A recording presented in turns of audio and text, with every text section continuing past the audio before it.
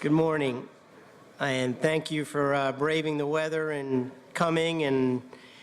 I'm Craig Banderoff. I'm the current president of the CBA, and I want to welcome you to the first CBA educational seminar. And I want to open this with a special thank you to the board members who served on the membership committee. Pat Costello, Callan Strauss, Martha Jane Mulholland, Wayne Sweezy, and Jody Huckabee, and especially our administrative leader, our den mother, and the glue that holds the CBA together, Nicole Gibson. This was their brainchild, and a round of applause for all of them would be very much appreciated. I think the challenge of any organization is to remain relevant to its members, to provide its members a purpose and a reason to belong and support it. A strong organization needs a strong board. A strong board requires active board members willing to serve on committees and do work. When I became president last year, I told the board that I wanted active committees. I couldn't have envisioned a committee that would step up like this one has. Pat, Callan, Martha Jane, Jody, Wayne, and Nicole did an exemplary job conceptualizing, organizing, and leading to make this seminar happen. I want to thank them very sincerely.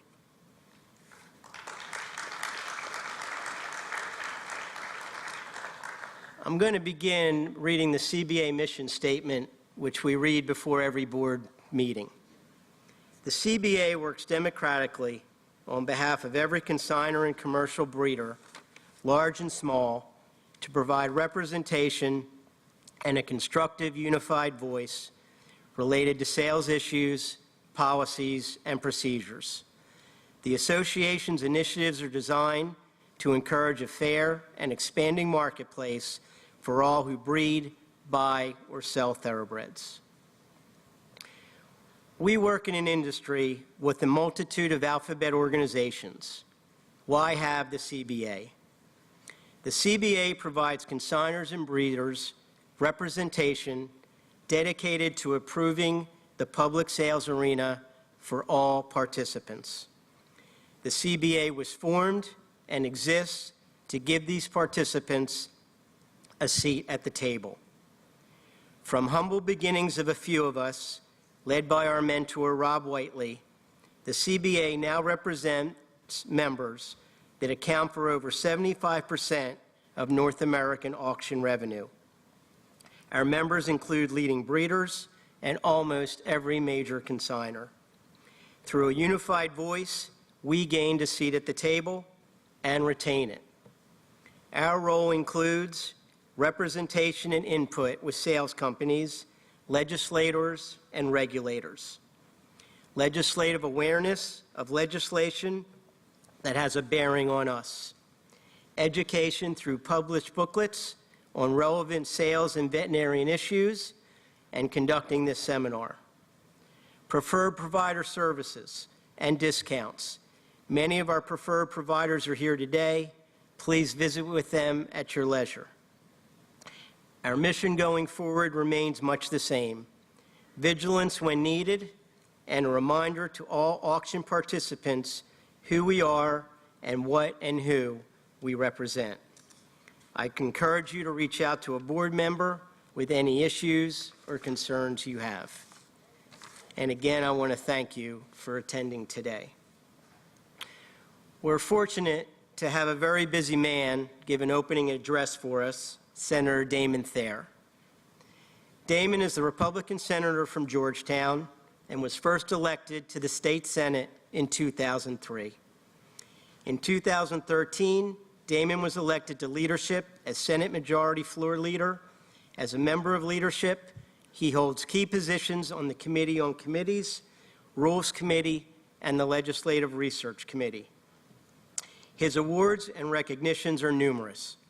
They include the 2013 Big Hitter Award from the Kentucky League of Cities, the 2013 Distinguished Legislator Award, and the Kentucky Chamber of Commerce MVP Award for his strong support of the business community. Damon has worked in the horse industry since 1985, serving as a racetrack executive in 4 states, a senior executive at the Breeders' Cup, and he currently owns Thayer Communications and Consulting, a marketing firm with numerous horse industry clients. It is with great pleasure that I welcome and ask you to please join me in welcoming our good friend and loyal supporter, Senator Damon Thayer.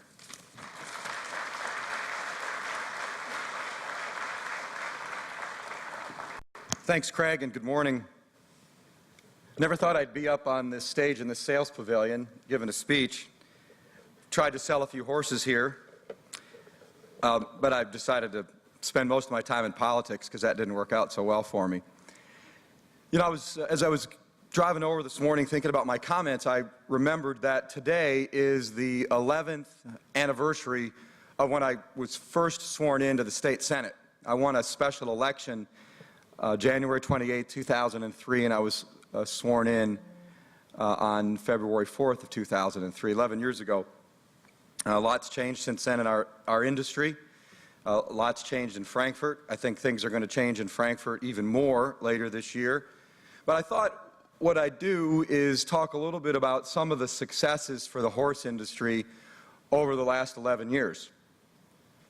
I sometimes think our industry has a little bit of a complex when it comes to Frankfurt, and thinking that the industry can achieve success when actually it has achieved success. It may not have the home run that it's been looking for in the form of expanded gambling, and I will address that later.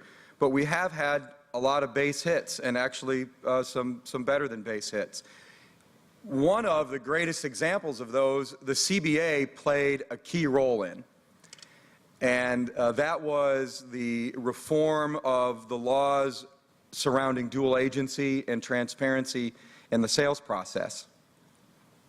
The CBA has an open door and an open line of communication with several legislators in Frankfurt, myself included, and the CBA was central to the reforms we passed 5 or 6 years ago, and it all started with a man named Jess Jackson, the late Jess Jackson of Stone Street Farm. Jess came roaring into Kentucky from California, hell-bent to reform the way sales are conducted in Kentucky. I remember having a meeting with him in my office in early 2007, and he had just purchased a horse named Curlin, who no one had heard of at that time, but of course who would go on to win the Preakness, the Dubai World Cup, the Breeders' Cup Classic. And I remember sitting with Jess in my office talking about that purchase and how hopeful he was about the future. And if you remember back then, the push by the late Jess Jackson was to license bloodstock agents and to bring in a lot of statutes and regulations to govern the sales business. Well, I was opposed to that. I'm a small government conservative Republican, and the last thing I wanted to do was to see government regulations strangle a thriving business. So working with the CBA under the leadership of Bain Welker, we struck a compromise. I also want to give a shout out to guys like Hadley Bell and Reynolds Bell, who played a key role in brokering that compromise. Also, Bill Farish was very involved in that. And we did not license bloodstock agents, and that is a good thing. Trust me. As a matter of fact, when I'm done here, I've got to be back in Frankfurt by 10 o'clock for a meeting of the Licensing and Occupations Committee, and that's where we hear from all of these various boards. And we have our annual bill from the Board of Hairdressers and Cosmetologists. And invariably, the hairdressers and cosmetologists will be in a spat with each other about the various laws and regulations governing hairdressing and cosmetology, which is exactly what I thought I'd be doing when I went to Frankfurt, right? And that's not something that I believe would have been good for this business. But what we did do is in the compromise that was brokered is we brought more transparency to the sales process and to dual agency, and I think brought a lot more credibility and integrity into the sales process. And when you have integrity, it's much easier to attract clients, as you know, to the business. The CBA played a key role in brokering that compromise. You have to give a lot of credit to Jess Jackson for bringing the idea and for being willing to compromise. But if it weren't for the fact that the CBA was unwilling to blink, you know, in a negotiation sometimes, Craig, you don't blink. And that brought Jess back to the table, and we were able to come up with a pretty good deal that I think has worked out very well for the industry. Another area of success, in my opinion, here in Kentucky is race day medication. And here in Kentucky, as you know, the racing industry is governed by the Kentucky Horse Racing Commission. But we have a unique group called the Equine Drug Research Council that makes recommendations to the Racing Commission regarding medication. About 10 years ago, then Governor Ernie Fletcher, a Republican, appointed me to the EDRC, which requires one legislative member. So I'm the one member of the legislature on the EDRC, and I've been twice reappointed by Democratic Governor Steve Beshear. And we've made a lot of progress on this front. We eliminated race day non-steroidal anti-inflammatories, i.e. Bute. We eliminated race day steroids from Kentucky. We have gone from being known as the Wild West when it comes to race day medication to an actual leader on this topic. I continue to believe that we need to be stronger when it comes to Lasix. And I am a strong proponent, and I know there will be people who agree with me in this crowd and people who disagree with me. But I believe if we're going to continue to compete in the sports entertainment marketplace, we need to eliminate race day Lasix usage, and I've been a strong supporter of Kentucky taking the lead on that and taking a baby step of eliminating Lasix on race day for our stakes races. Now, the EDRC actually voted down that recommendation. I was on the losing side, which does happen in Frankfurt from time to time. But the Racing Commission went ahead and passed the regulation to eliminate Lasix on race day on stakes in Kentucky. But it hasn't gone any further than that. It hasn't been implemented. As you know, there's been a big pushback by those who love their Lasix. And we all know that there is scientific evidence on both sides of this, but I'm a marketing and PR guy by trade. And I believe that we are being hurt in the arena of public perception. And until we do something about this, I think we're going to continue to make ourselves open to criticism from the mainstream media about the use of Lasix on race day. So we'll see how that plays out. I don't think that issue is going away. But I do think it's been placed on the back burner a little bit right now. Another area where we've made some strides here in Kentucky is on instant racing. You all know that this has been implemented with tremendous success at Kentucky Downs, with moderate success at Ellis Park. Kentucky Downs purses are off the charts, as you know, and they've used some of their money to put it into the Breeders' Incentive Fund, the KTDF, and they've actually shifted some purse monies over to Ellis Park for them to use. We all know that Keeneland has a proposal on the table to build a quarter horse track with year-round instant racing down in Corbin if the Supreme Court will affirm its legality. Well, you're looking at the guy who said instant racing is something we ought to look at, and before anybody else talked about it, I asked the Attorney General for an opinion as to whether it is legal as pari-mutuel wagering under the statute. The Attorney General opined, and it is just that, an opinion. He opined that it is, and that led to the Racing Commission implementing regulations that has allowed for instant racing to go forward at least 2 of Kentucky's racetracks. And we are awaiting an opinion from the Kentucky Supreme Court, potentially as soon as next month, on its legality one way or another. And I believe that if the Supreme Court affirms that it is statutory under the pari-mutuel wagering law, that more Kentucky racetracks will implement instant racing, and at least that's what they've told me. So that's another success story. The greatest success story for our industry, I believe, over the last 11 years, and one of my proudest legislative accomplishments is the Kentucky Breeders Incentive Fund. In 2005, under the leadership of Governor Ernie Fletcher, we did tax reform. And one of the elements of tax reform is that we took the 6% sales tax charged on stud fees in Kentucky and put it into the Breeders Incentive Fund. And I want to give a shout out of credit to David Hager from Idle Hour Farm, because it was his original idea. I spoke over at the Sheridan on Newtown Pike early in my legislative career, 2003, to the Farm Managers Club. And I suggested that we should eliminate the sales tax on stud fees because it puts us at a competitive disadvantage because no other state charges that sales tax. And David came up to me afterwards and said, hey, what if you repurpose that money and put it in a breeders incentive fund, because we don't have one in Kentucky. And so that's what we did. I went to Governor Ernie Fletcher and I encouraged him to include that in his tax modernization plan. We worked with the CBA, we worked with the farm managers, we worked with the Racing Commission, we worked with David Schweitzer at the KTA, we worked with a number of other breed groups because we did what no other state has done, and we brought in about 10 other breeds to our Breeders Incentive Fund, and it was passed and signed into law. I see my good friend Kerry Cawthon. Kerry was on the Racing Commission back then, and I remember once the bill passed, then of course we had to go through the process of creating the program and the regs to govern it at the Racing Commission, and Kerry and I worked out a compromise over a bologna sandwich in my kitchen in Georgetown.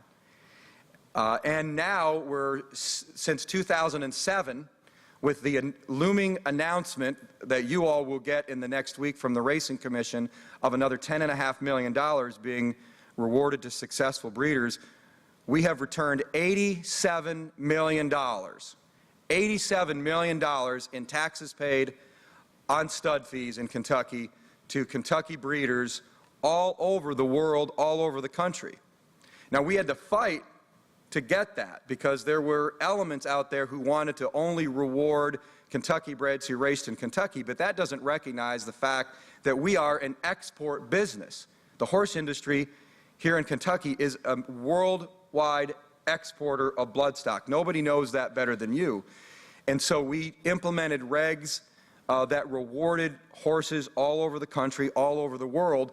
And the last couple of years, we have changed the regs to do further awards for horses winning internationally, recognizing our role as the leading exporter of bloodstock in the United States. So I believe that is our greatest success story. A lot of folks played a critical role in that, and I remember when we first handed out the first big checks at Churchill Downs. Kerry was there during Derby Week 2007. I quoted that famous quote, "Victory has 1,000 fathers, failure is an orphan." And that's the case with the Breeders Incentive Fund. A lot of folks went into making that a success. And it's something we should be very proud of. Those Breeders Incentive Funds have paid a lot of feed bills, paid a lot of blacksmith bills, vet bills, maybe even a few advertising agency bills. And you'll all be getting those checks and those notices coming out here in the next couple of weeks and months. Now, of course, the 800-pound gorilla in the room is the as-yet unsolved issue of expanded gambling. And, you know, I'm not a big casino guy. I'm a horse racing guy, a bit of a purist when it comes to the sport. But the fact of the matter is 13 or so states, including a number of surrounding states, are continuing to kick our tails because they are subsidizing races, racing purses and breeders' incentives with casino proceeds. They are trying to knock us off our pedestal as the horse capital of the world. Now, we all know that the numbers prove that actually we have sort of stabilized and actually increased our market position when it comes to mares bred, et cetera, over the last few years during the economic turndown. A lot of mares have been taken out of production. And we still, here in Kentucky, are the best place to breed a mare, to stand a stallion. We have the best veterinarians. I see my neighbor, Jay McCracken, over here from Haggard. We've got the best blacksmiths, we've got the best feed, we've got the best land, we've got the best people working in the business, we've got the best water. But we spread our breeders' incentives funds, the KBIF and the KTDF, about $10 million in one and $5 million in another, across a larger pool of foals than in these other states. And so it's still pretty compelling if you want to take your chances on getting your mare and foal in Pennsylvania and New York. And by the way, we know that it's a risk because we have a higher in-foal rate here in Kentucky because of the infrastructure than in any other state. It's not even close. So if, folks want to take that chance of sending their mare to Pennsylvania or New York or Florida or wherever, there's a less chance that their mare is going to get in foal. It's just a fact. Numbers prove it out. But they've got some pretty lucrative breeders' incentives and purses. You can run for higher purses against the worst quality of competition. We're still the best, but we don't have the money in the funds to compete as successfully on a financial scale as other states. My position on this issue has been clear from the day I announced my candidacy for the Senate in 2002. Constitutional amendment, let the people decide. And I've gone up and down with the industry as our positions have differed from time to time. It's a well-known fact that I opposed the effort in 2009 to put slot machines at racetracks via statute because I think that's unconstitutional. Every time that I am elected, and I've now been elected 4 times, I take an oath to the Constitution of the United States and an oath to the Constitution of Kentucky. And that, when I look at myself in the mirror every morning, is the most important consideration that I make. Am I keeping my pledge to the Constitution? Doing slots by statute is not constitutional, in my opinion. When the lottery was approved via constitutional amendment, it did not envision slot machines at racetracks. So the industry and I had a little difference back in 2009. My name got dragged across this stage a few times at a big old rally, and that's okay. We all have differences of opinion, but I'm glad that everybody's come back around to understand that the only way forward on this issue is a constitutional amendment. And that in Kentucky is a very steep climb. We're not a referendum state like Ohio or California where you get X number of signatures and you can put something on the ballot in the state. It doesn't work that way. In order to change the Constitution, number one, it can only be done in even-numbered years. Number two, it requires an act of the legislature. Number three, it requires a supermajority vote in the legislature to put an issue on the ballot. And that means 60 votes out of 100 in the House and 23 out of 38 in the Senate. Our founding fathers made it very difficult to change the Constitution, and it should be. Finally, then, if it does go on the ballot, it takes a simple majority of the people voting in the November election to decide. I sponsored a constitutional amendment in 2010. At that time, the industry didn't support it. It was still stuck on slots by statute. In 2012, I crossed party lines. I went against my own party leader, then Senate President David Williams, and worked with the Democratic governor, Steve Beshear, and I sponsored his bill on expanded gambling. I chaired the State and Local Government Committee, and we got the bill out of committee. We took it to the floor for a vote. We got 16 votes. 4 Democrats who were promised to me as yes votes by the governor, they bolted. One of them was in Florida on a business trip, and the other 3 voted no. But we did something that has only been done in one chamber of the legislature, and that is the Senate. We took a constitutional amendment on expanded gambling to the floor of the Senate for a vote. And while we did not win, we moved the issue forward. It's still controversial. David Williams is now a judge down in South Central Kentucky. So he's no longer fighting the issue every day as Senate President. Our current Senate President has said he will let the process work.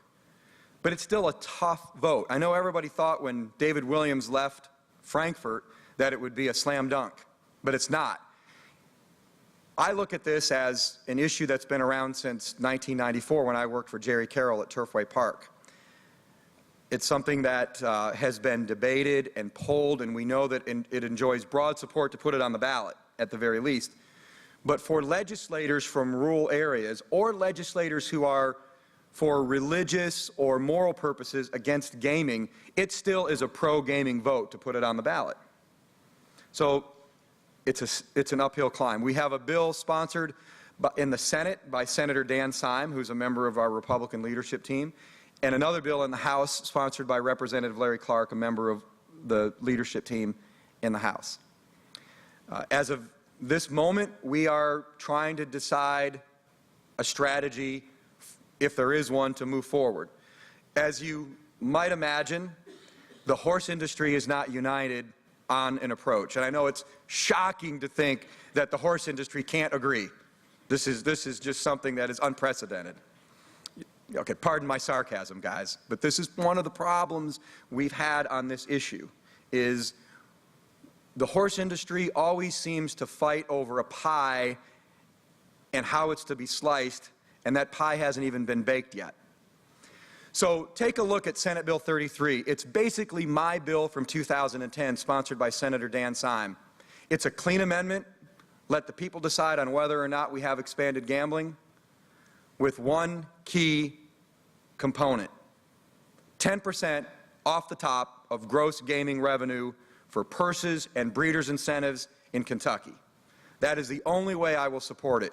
If we support and protect the horse industry in the Constitution, because if you do it by statute, you know what's happened in other states. You know what's happened in West Virginia, you know what's happened in Pennsylvania, you know what's happened in Indiana, you know what will happen in New York, and it's inevitable. It's inevitable. There will be a clawback by the legislature to take the money from purses and breeders' incentives, and they'll use it to balance the budget. They've done it in multiple states, and if you think that won't happen in New York, you don't understand politics, and you don't understand politics in New York. It will happen. They will absolutely take that money back, and a big chunk of it, because it's New York. You mark my words. So we're about a third of the way in through the legislative session, and I wish I could tell you how it's going to end. But predicting what bill is going to pass, what bill is not going to pass in Frankfort is fraught with peril. It's just unpredictable. Every session takes on a life of its own, and there's just no telling what bills are going to gain strength and which bills are not. I still believe it's a tough climb to get 23 votes in the state Senate. It's not really a partisan issue, Republican, Democrat. It's more rural versus urban. My district, Scott County, Grant County, Southern Kenton County, pretty well supportive of the issue. I sponsored the bill in 2012, and a couple months later I won a Republican primary and was reelected in a landslide in the fall. So it really didn't affect me negatively. But some people feel that it's a pro-gaming vote. It's an election year, and the framers of our Constitution put the issue out there only to be handled in an even-numbered year, which means what? Elections. So we'll see how this all plays out. You can follow it in the Blood Horse and the Courier-Journal, the Pollock Report. It will be one of the top issues debated and discussed between now and April 15th when we adjourn for this year's legislative session. Before I head back to Frankfort, I want to give a shout out to my friend John Cox right here. We got a horse racing guy helping me out in the floor leader's office in Frankfort. You all know his dad, the other John Cox, who runs Thorographic. Make sure you stop out and see the table out here. John, as you know, worked for the Jockey Club last year on America's Best Racing. I'm happy to have him helping me out in Frankfort. It's good to have another horse racing guy who likes to come into my office and watch TVG and HRTV instead of just Fox News. And we have a stronger voice in Frankfort than you think. Legislators have come a long way in the last 11 years in recognizing how important this industry is. And I thank you for giving me the opportunity to speak with you this morning. I hope you enjoy the rest of your day, and good luck at the sales and the races during 2014. Thanks very much.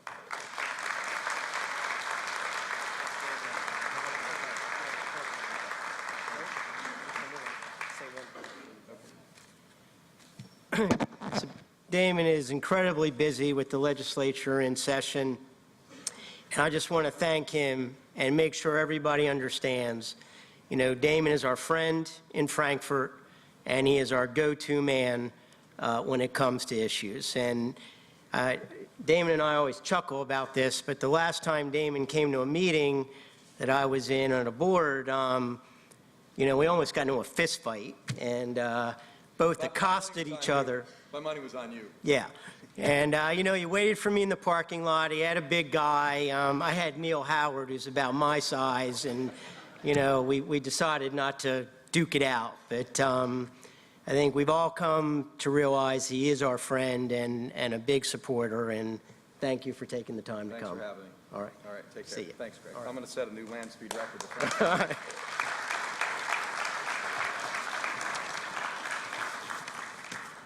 Okay, I think we'll get started, and I'm going to introduce our moderator today, Mr. Ed Bowen.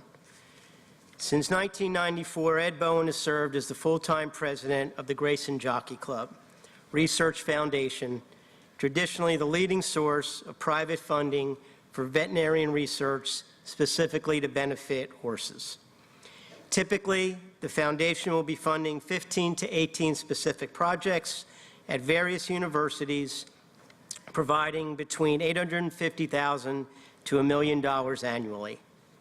Prior to joining the foundation, Ed was journalist covering racing for 30 years, primarily with the Blood Horse, where he served as managing editor and then editor-in-chief. He is the author of 19 books on thoroughbred racing. It's my pleasure to welcome Ed Bowen.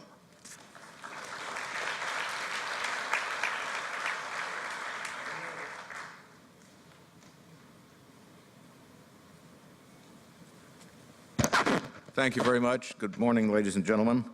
This is a very, very full day, very, very serious material, and I'm really pleased to be a part of it. Our first presentation will be by Dr. Christina Liu, who's on reproduction.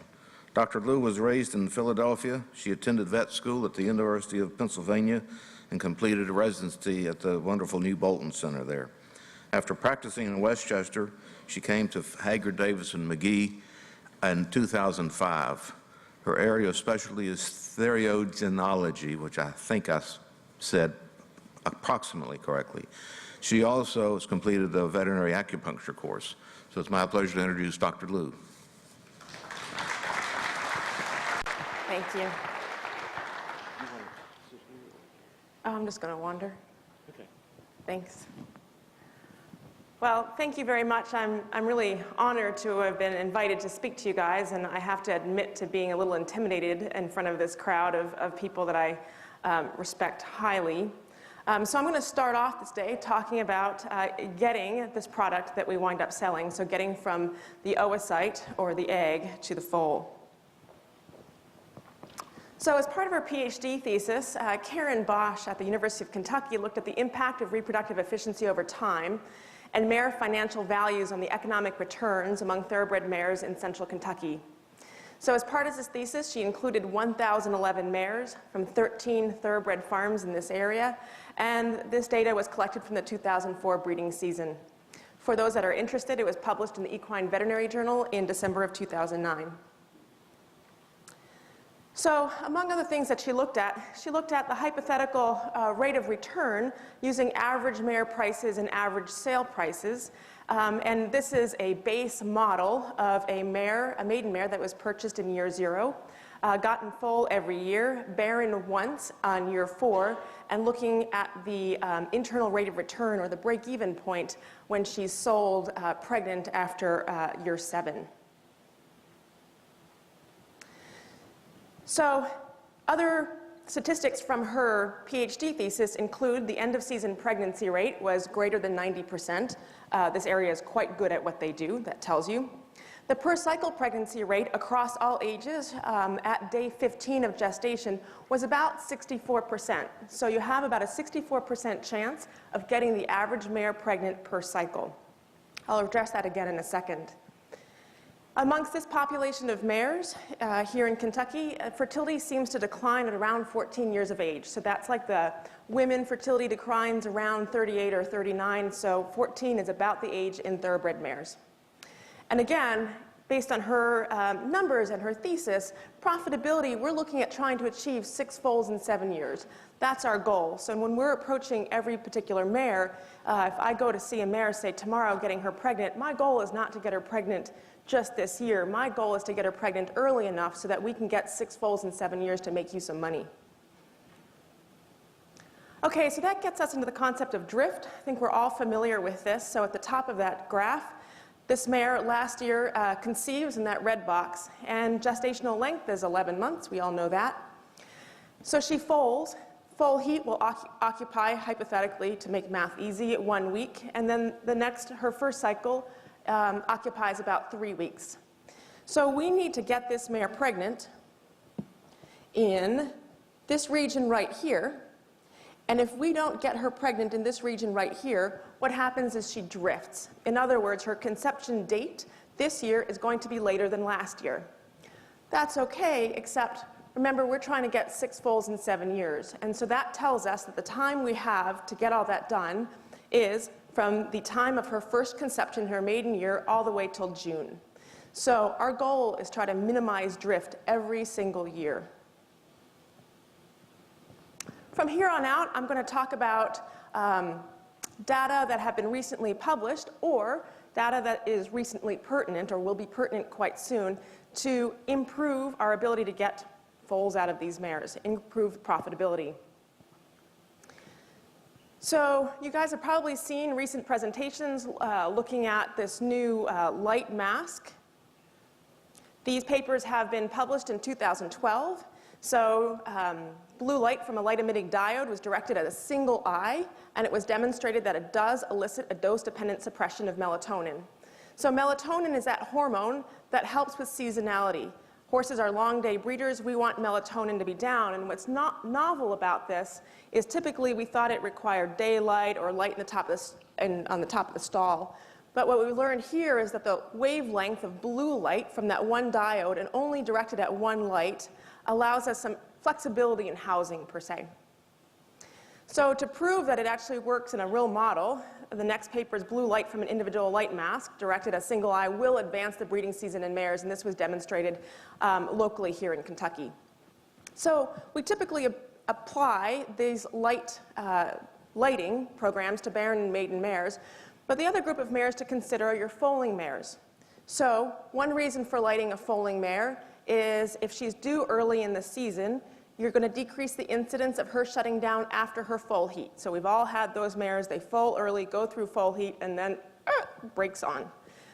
The next scenario to consider is foaling mares and gestational length. And this goes back to data that was generated in the 80s, showing that mares that are due early, that are put under lights, will shorten their gestational length about 10 days. That's not a huge deal when you just think about it, 10 days, but 10 days over 6 or 7 years can actually add up. Okay, so we've put our mares under lights. The next thing is we're getting the opportunity to see them every day, and we can have a look at how they look. If you guys know me, you know that I talk to you a lot about pituitary pars intermedia disease or Cushing's and equine metabolic syndrome because they have pretty significant reproductive effects.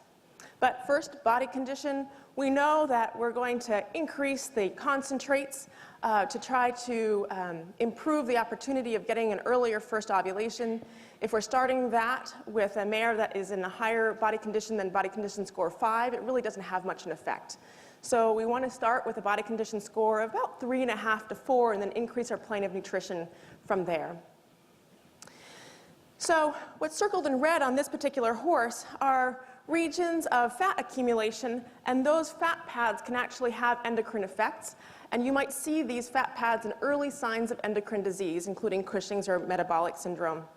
So who cares? This has actually been studied very intensively in humans and other animal models because diabetes is a profound disease in humans. And what we've learned is that, so insulin resistance is potentially associated with equine metabolic syndrome and Cushing's. They can potentially run hand in hand. And what we see is a decreased likelihood of ovulation and also a decreased oocyte size and quality. And so that oocyte has to go on to develop into that embryo and that foal. Very interestingly, in animal models, if you have an insulin-resistant animal and you give them a drug that sensitizes them to insulin, so sort of reverses that insulin resistance, you're going to see a reversal of some of these clinical signs. Other aspects that we have seen with insulin resistance in animals, a slower embryonic development, and also fetal growth restriction. Okay, so we've been under lights. We've looked at our body condition score. We've optimized our mare. Next step is to get her ready for the breeding season with our standard diagnostics to make sure she's clean. So we typically use endometrial culture. And that leads us to ask the question, what's the efficacy of an endometrial culture? We're using it as a rule out for the presence of endometritis. So looking at endometrial culture against a uterine biopsy, the sensitivity of endometrial culture, sensitivity is a proportion of mares that have bacterial endometritis, who will test positive is 44%. In other words, 66% of mares that have endometritis will test negative. The specificity is actually quite high at 98%. Specificity is a proportion of mares without bacterial endometritis who will test negative. So that tells you that the incidence of a false positive is quite low. So what can we do to improve our diagnostics? The next thing is to incorporate endometrial cytology. So looking at endometrial cytology, again compared to evidence of inflammation on a uterine biopsy, the sensitivity of a cytology is 77%. Sensitivity, again, being the proportion of mares with bacterial endometritis who test positive, way better than the 44% of the culture. Specificity in this particular study was 100%. In other words, all the mares that had endometritis had inflammation. Taken together, actually, before we do that, this is an example of a cytology slide, and what's indicated with the red arrow is a neutrophil. So this mare might be culture negative because the white blood cells are in there eating all the bacteria. We want that. But the fact that they're in there eating bacteria and exuding inflammatory mediators means that that mare is likely not going to get in foal unless we help her address this. And so that's a neutrophil or a white blood cell, and those little purple dots inside the neutrophil are bacteria. So that neutrophil is eating bacteria. The most common gram-positive or purple bacteria is beta strep. So from just looking at a slide, we can guess that this mare has or is trying to deal with a beta strep endometritis. This is not a normal mare, even though she might be culture negative. So taken together, culture and cytology still leaves about 25% of these mares that are not diagnosed, even though they do have an endometritis. And so that's an ongoing area of research. What's going on with these mares? We've heard a lot about biofilms, so I'm going to spend a couple minutes telling you about that. This is a slide of a biofilm. Biofilms are everywhere. Look at your hand, there's biofilms there. The IV catheters in your foals, there's biofilms there. Urinary catheters, there's biofilms. I have another slide in another talk that I'm looking at biofilm on a lettuce leaf, so make sure you wash your vegetables. So what's a biofilm and how do they form?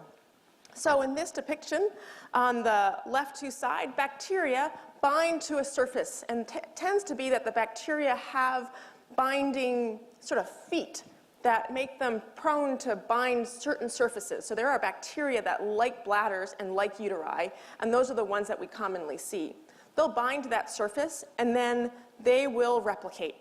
Then what happens is they exude a proteinaceous matrix, an extracellular matrix that they use to protect themselves from the environment, to protect themselves from antimicrobials. Then what can happen is other bacteria that are sort of opportunists sort of glom onto that matrix, and thus you have the formation of a biofilm. So biofilms are pretty interesting in terms of how they help bacteria survive. So the top diagram in this slide is a diagram of the biofilm. So you've got all of the blue bacteria, and then inside that biofilm there are specific cells that we call persister cells. So in the middle diagram, that biofilm is being treated with antimicrobials. So what happens is most of the bacteria are killed off, but there's a few remaining persister cells. Now, they're not resistant to the antimicrobials in the standard fashion. When you look at your sensitivity panels, you see sensitive and resistant. They actually have a really slow metabolic rate. Our antimicrobials require a rapid metabolic rate for them to be efficacious. And so those persister cells kind of are dormant or sleeping, and thus are not susceptible to the antimicrobials. You release antimicrobial pressure at the bottom, and those persister cells say, ha, it's safe. And then they start replicating again. So our job when we're dealing with biofilms is not just to try to kill off the bacteria, but try to make that whole house an unpleasant place to be for them. So do biofilms actually even remotely exist in the mare? Nobody's really demonstrated it, but this is an example of a horse that has a plaque right here in her uterus. And when we went on to remove that plaque, what we found in that plaque was nocardia, Stenotrophomonas multifilia, an opportunist, and beta strep. So we actually had to sort of physically get that plaque off that mare's uterine wall. That mare was repeatedly culture and cytology negative. So is there any other evidence that these persistent or dormant bacterial infections can even exist in the uterus? Dr. Morten Petersen in Denmark, a colleague of mine, has actually been looking at that. So on your left is a biopsy slide of an endometrium. And so lumen, or where their embryo would be running around, is up here, and the deeper tissues are down here. And this is that layer called the stratum compactum and stratum spongiosum, if you guys ever see biopsy reports. And so what he's done is he's created a fluorescent probe where those probes only bind to beta streptococcus, the most common cause of endometritis. And so they'll glow orange. And so here on your right, you can see that there's a trail of beta strep in this endometrial tissue sample that extends really deeply into the endometrium. So you can imagine if we're just treating this mare by infusing her intrauterинely, those antibiotics aren't going to get as deeply as those beta strep are present. So here's another slide looking at endometrial sample. So here's the uterine lumen down here, sort of upside down. And here's a gland, and what we're going to do is look at that close up. And inside this endometrial gland, there they are. There's some beta strep hiding deep in the gland. Once again, if we're treating this mare intrauterинely, we're not going to address that infection. So one is asking the question, just because they're glowing doesn't mean they're replicating, is are you guys replicating or have you entered a state of dormancy? Are you susceptible to bacteria? And then two, antimicrobials, sorry. And two, how are we going to get the antimicrobials to where they are hiding? Are we going to be able to reach them with just intrauterine treatment, or do we need to consider systemic treatment? So Dr. Petersen asked the question, so do beta strep enter some sort of dormancy or not? On the bar graph on your left are mares that were subfertile. They didn't get pregnant or experienced early embryonic loss. In blue is swab culture. On red is looking at a biopsy, culturing from a biopsy actually. And in green is low volume lavage. So before infusion of a signal to tell them to wake up, these mares had a very low rate of being culture positive for beta strep. After what he calls activation, 24 and 48 hours, you can see a statistical significant rise in the culturability of beta strep. This is ongoing research. I was pretty skeptical at first, I have to admit. I cultured his activation stuff to make sure there was no beta strep in there. But this is ongoing research that he is going to be trying to bring to the market over the next few years. So, for a visual example of activation, on the left is the endometrium of a mare before activation, and on your right is a glowing orange endometrium of a mare after activation. So the next question is, who are these bacteria? And it turns out that the bacteria that come from mares that have actually responded to this activation process, or these bacteria that have entered a state of dormancy, they're actually quite closely related. They are so this is a sort of a familial tree of bacteria, as you may say. And so those isolates are all up here and very closely related, whereas the whole graph are of beta streps, sort of the genotype of beta streps that have been obtained from the reproductive tract. So the ones that enter dormancy, or are presumed to enter dormancy, are only a small familial subset. Okay, so let's say we've gotten this mare ready to go. We figured out that she's culture and cytology clean, no endometritis. We get her bred. A fertilization occurs in the ampulla. We all hope for this to happen. The next thing that we need to do is make sure she's going to get pregnant on first cover. That is everyone's goal. And we need to watch for the evidence of delayed uterine clearance. So this is an ultrasound image of a mare's uterus. This mare had lost all of her edema prior to going to the shed, implying that she's very, very close to ovulation. And now, after breeding, she has profound uterine edema and intrauterine fluid with some flex in it. So this mare has inflammation. So what's going on here and what do we need to do? First, we need to be aggressive about managing the inflammation, but we also have to keep in mind that there might be some underlying microanatomical reasons for why this is going on. This is a scanning electron microscopy image of a normal mare's endometrium. So those, that's the endometrium, and all those little spaghetti things are cilia. And so what cilia do, they're in your lungs also, is they sweep. And their job is to sweep debris and mucus out towards the cervix. So now look at this mare. This mare has delayed uterine clearance chronically, and her cilia are completely blunted. So she has a microanatomic reason for why she's not able to clear fluid. We can't go doing scanning electron microscopy on every single mare, but what we do need to do is look very closely to see whether they have any evidence of uterine clearance early in the game so that we have a chance of doing something about that. So we all hope to be able to get an embryo. In our world, we don't know if she's pregnant until 15 days gestation, but that doesn't mean that there wasn't an embryo there. We sort of assume that conception didn't happen, but I can tell you we flush plenty of embryos out of mares, and those embryos might not develop. These embryos are all flushed from mares, and they're all 7 days of gestation. But you can see that there's quite a wide variety of sizes. So you might ask yourself, so it could be that one embryo was from the first ovulation and the second one was from an ovulation that happened a couple days later. Or you could ask yourself, perhaps one of these embryos is from a mare that had some insulin resistance, and thus she has some delayed growth of that embryo. Perhaps one of these embryos is dead, so fertilization can happen okay, but that embryo doesn't develop any further. In order to get these mares pregnant, that's one of the things we need to think about is where is loss occurring?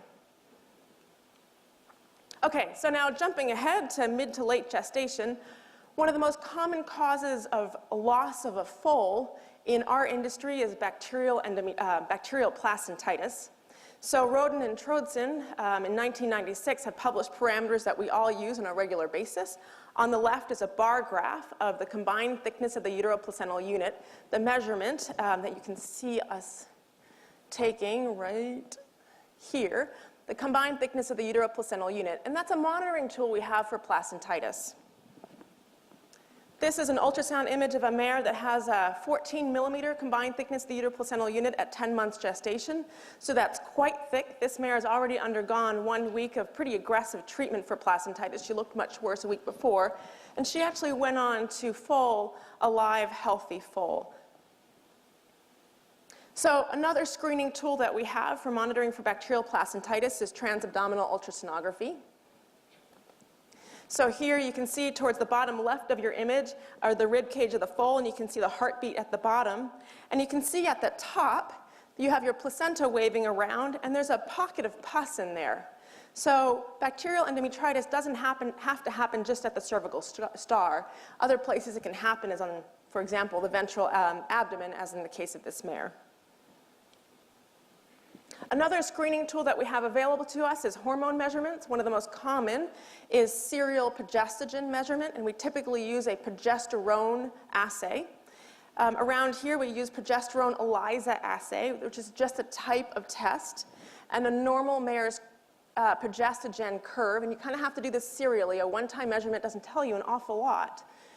Here's the curve of a normal mare, and up above that curve in the clear rectangles and circles are two mares with a placentitis. So that placenta, for whatever reason, is churning out lots of progestogens to try to save this pregnancy. At the bottom, there's the 2 points for a colic and a uterine rupture where the progestogens have really plummeted. But what else do we have? I mean, we still struggle with placentitis. Is there anything going on? Well, it turns out University of Kentucky and a lot of you guys are involved in looking for other markers of placentitis. One of them is looking at an acute phase protein called serum amyloid A. This is a recently published paper looking at the serum amyloid A concentrations in healthy periparturient mares and mares with ascending placentitis. So what they found was serum amyloid A increases 36 hours postpartum. No surprise, this is a marker of inflammation, and it returns to normal by about 60 hours after parturition. When they went to infuse bacteria into mares, so induced placentitis, what they found was serum amyloid A can increase within about 96 hours of inoculation of bacteria. In some of these mares, 9 of them, they went ahead and started treating them right after inducing the placentitis. So they induced it with actually beta strep and then started treating them. And 6 of those that were treated immediately had no rise in serum amyloid A. One of the 3 that they treated did have a rise in serum amyloid A, and that mare went on to abort, telling us that inflammation is a major component of the abortion associated with placentitis.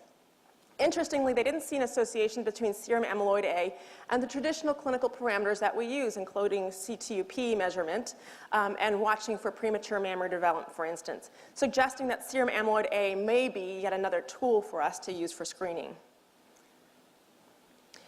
So it's a real question to ask. So is it worth treating this mare? Because we're always worried about getting a foal at the end of all this treatment that's really not going to be athletic.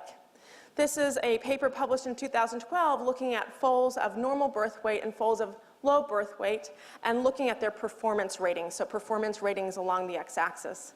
So in normal is in beige and blue is in, low is in blue, and this graph sort of depicts that the normal birth weight foals had better racing performance.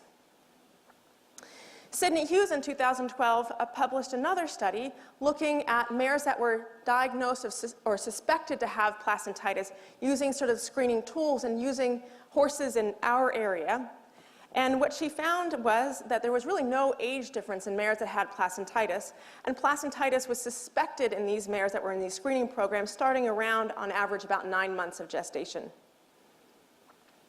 She went on to follow these foals and found that there was no significant difference in the money that they earned as racing between control, non-affected foals and affected foals in their 2-year-old year or their 3-year-old year, suggesting that early diagnosis is key before you get the intrauterine growth retardation. The feature of this that I find most interesting is this last slide. So in the control mares, in that bottommost panel of information, the control mares, the days open post-foaling was 60 days. That's 2 months. So remember way back when, from the beginning, when we're talking about drift, so these mares are already drifting 1 month in her study, and the mares that were diagnosed with placentitis were open for 3 months after foaling. So our goal is to try to find markers that allow us to diagnose this even earlier, not just to get that athletic foal, but also to get that mare in a state that she can be rebred and look more like the control mares versus taking an extra month to get back in foal. This is our goal. I realize it's not a thoroughbred. Thank you very much.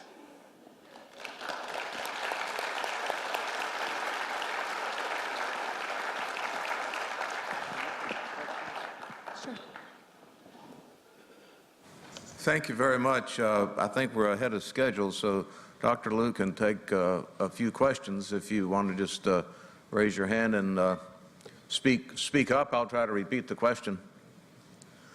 One thing I was wondering about, when you were talking about 10 days in the gestation not being a big deal, at what point would you be concerned that it was a big deal?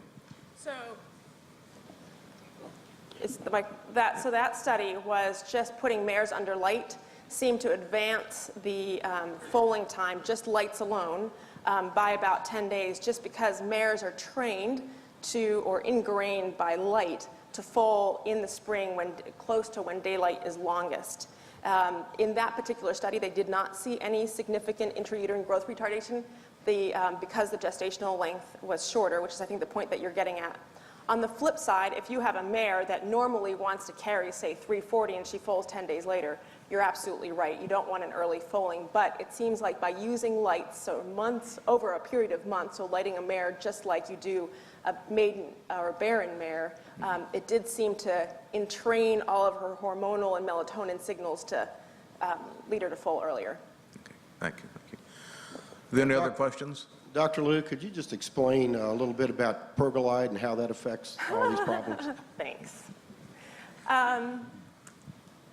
No, actually, is the answer. So the question that I was asked is pergolide, or a treatment for Cushing's, how that might affect fertility. Nobody really understands this. We are encouraging the companies associated with pergolide and other treatments for metabolic disease and Cushing's to actively look at this, and some of you guys know that this is an absolute passion of mine.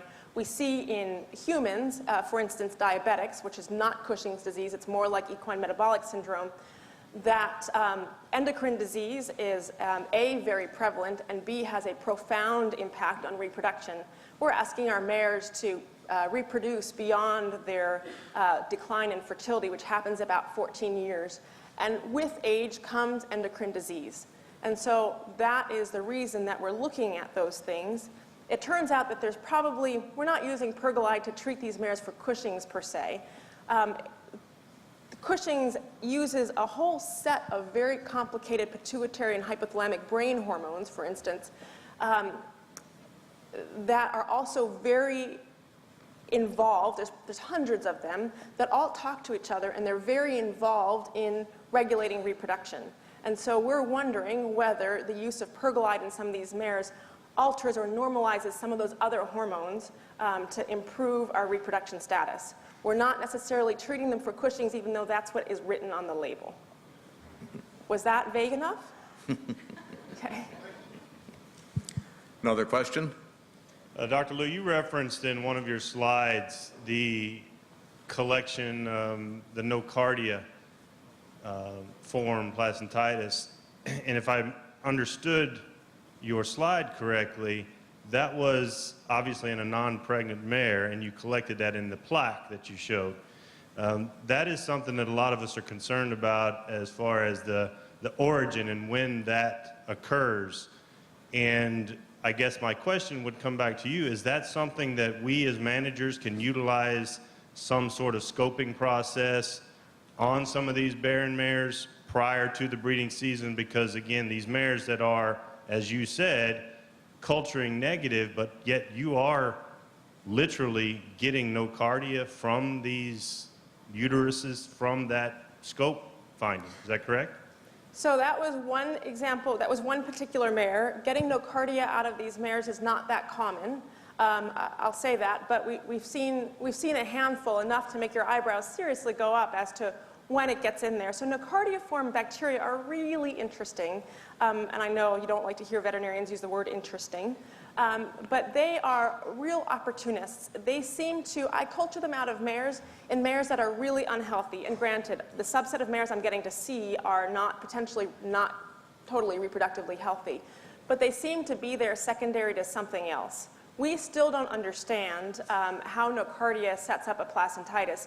Barry Ball at UK stuck nocardia into every orifice of mares, normal, healthy, pregnant mares, trying to replicate the disease, and he couldn't. And so it leads to the question, perhaps, but we scope lots of mares, and maybe 2 a year I'll get a nocardia, but it's always with something else. And so I think in those particular mares, it is secondary to a primary unhealth. And it's one of those organisms in that diagram of biofilm formation. It's one of those organisms that tacks on to the extracellular matrix at the end. The short answer is we don't know, but we're looking as hard as we can, believe me. Those of you that have met me know that I'm a little bit crazy, and we're looking hard. Okay, thank you very much. That's wonderful. Wonderful.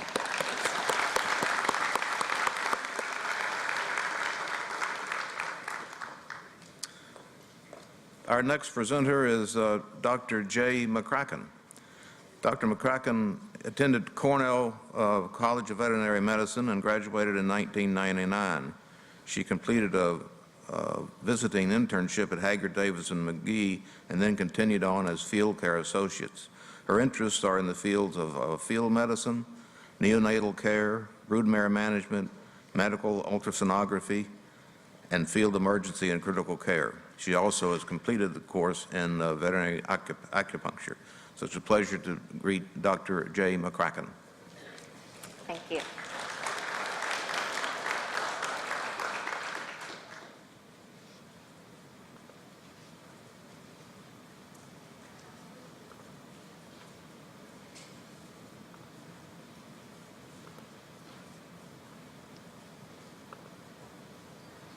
Alrighty, thank you all for coming, and to echo Dr. Liu, it is definitely an honor to speak to this crowd, and appreciate you all for coming, because I know the season is starting to pick up for everybody.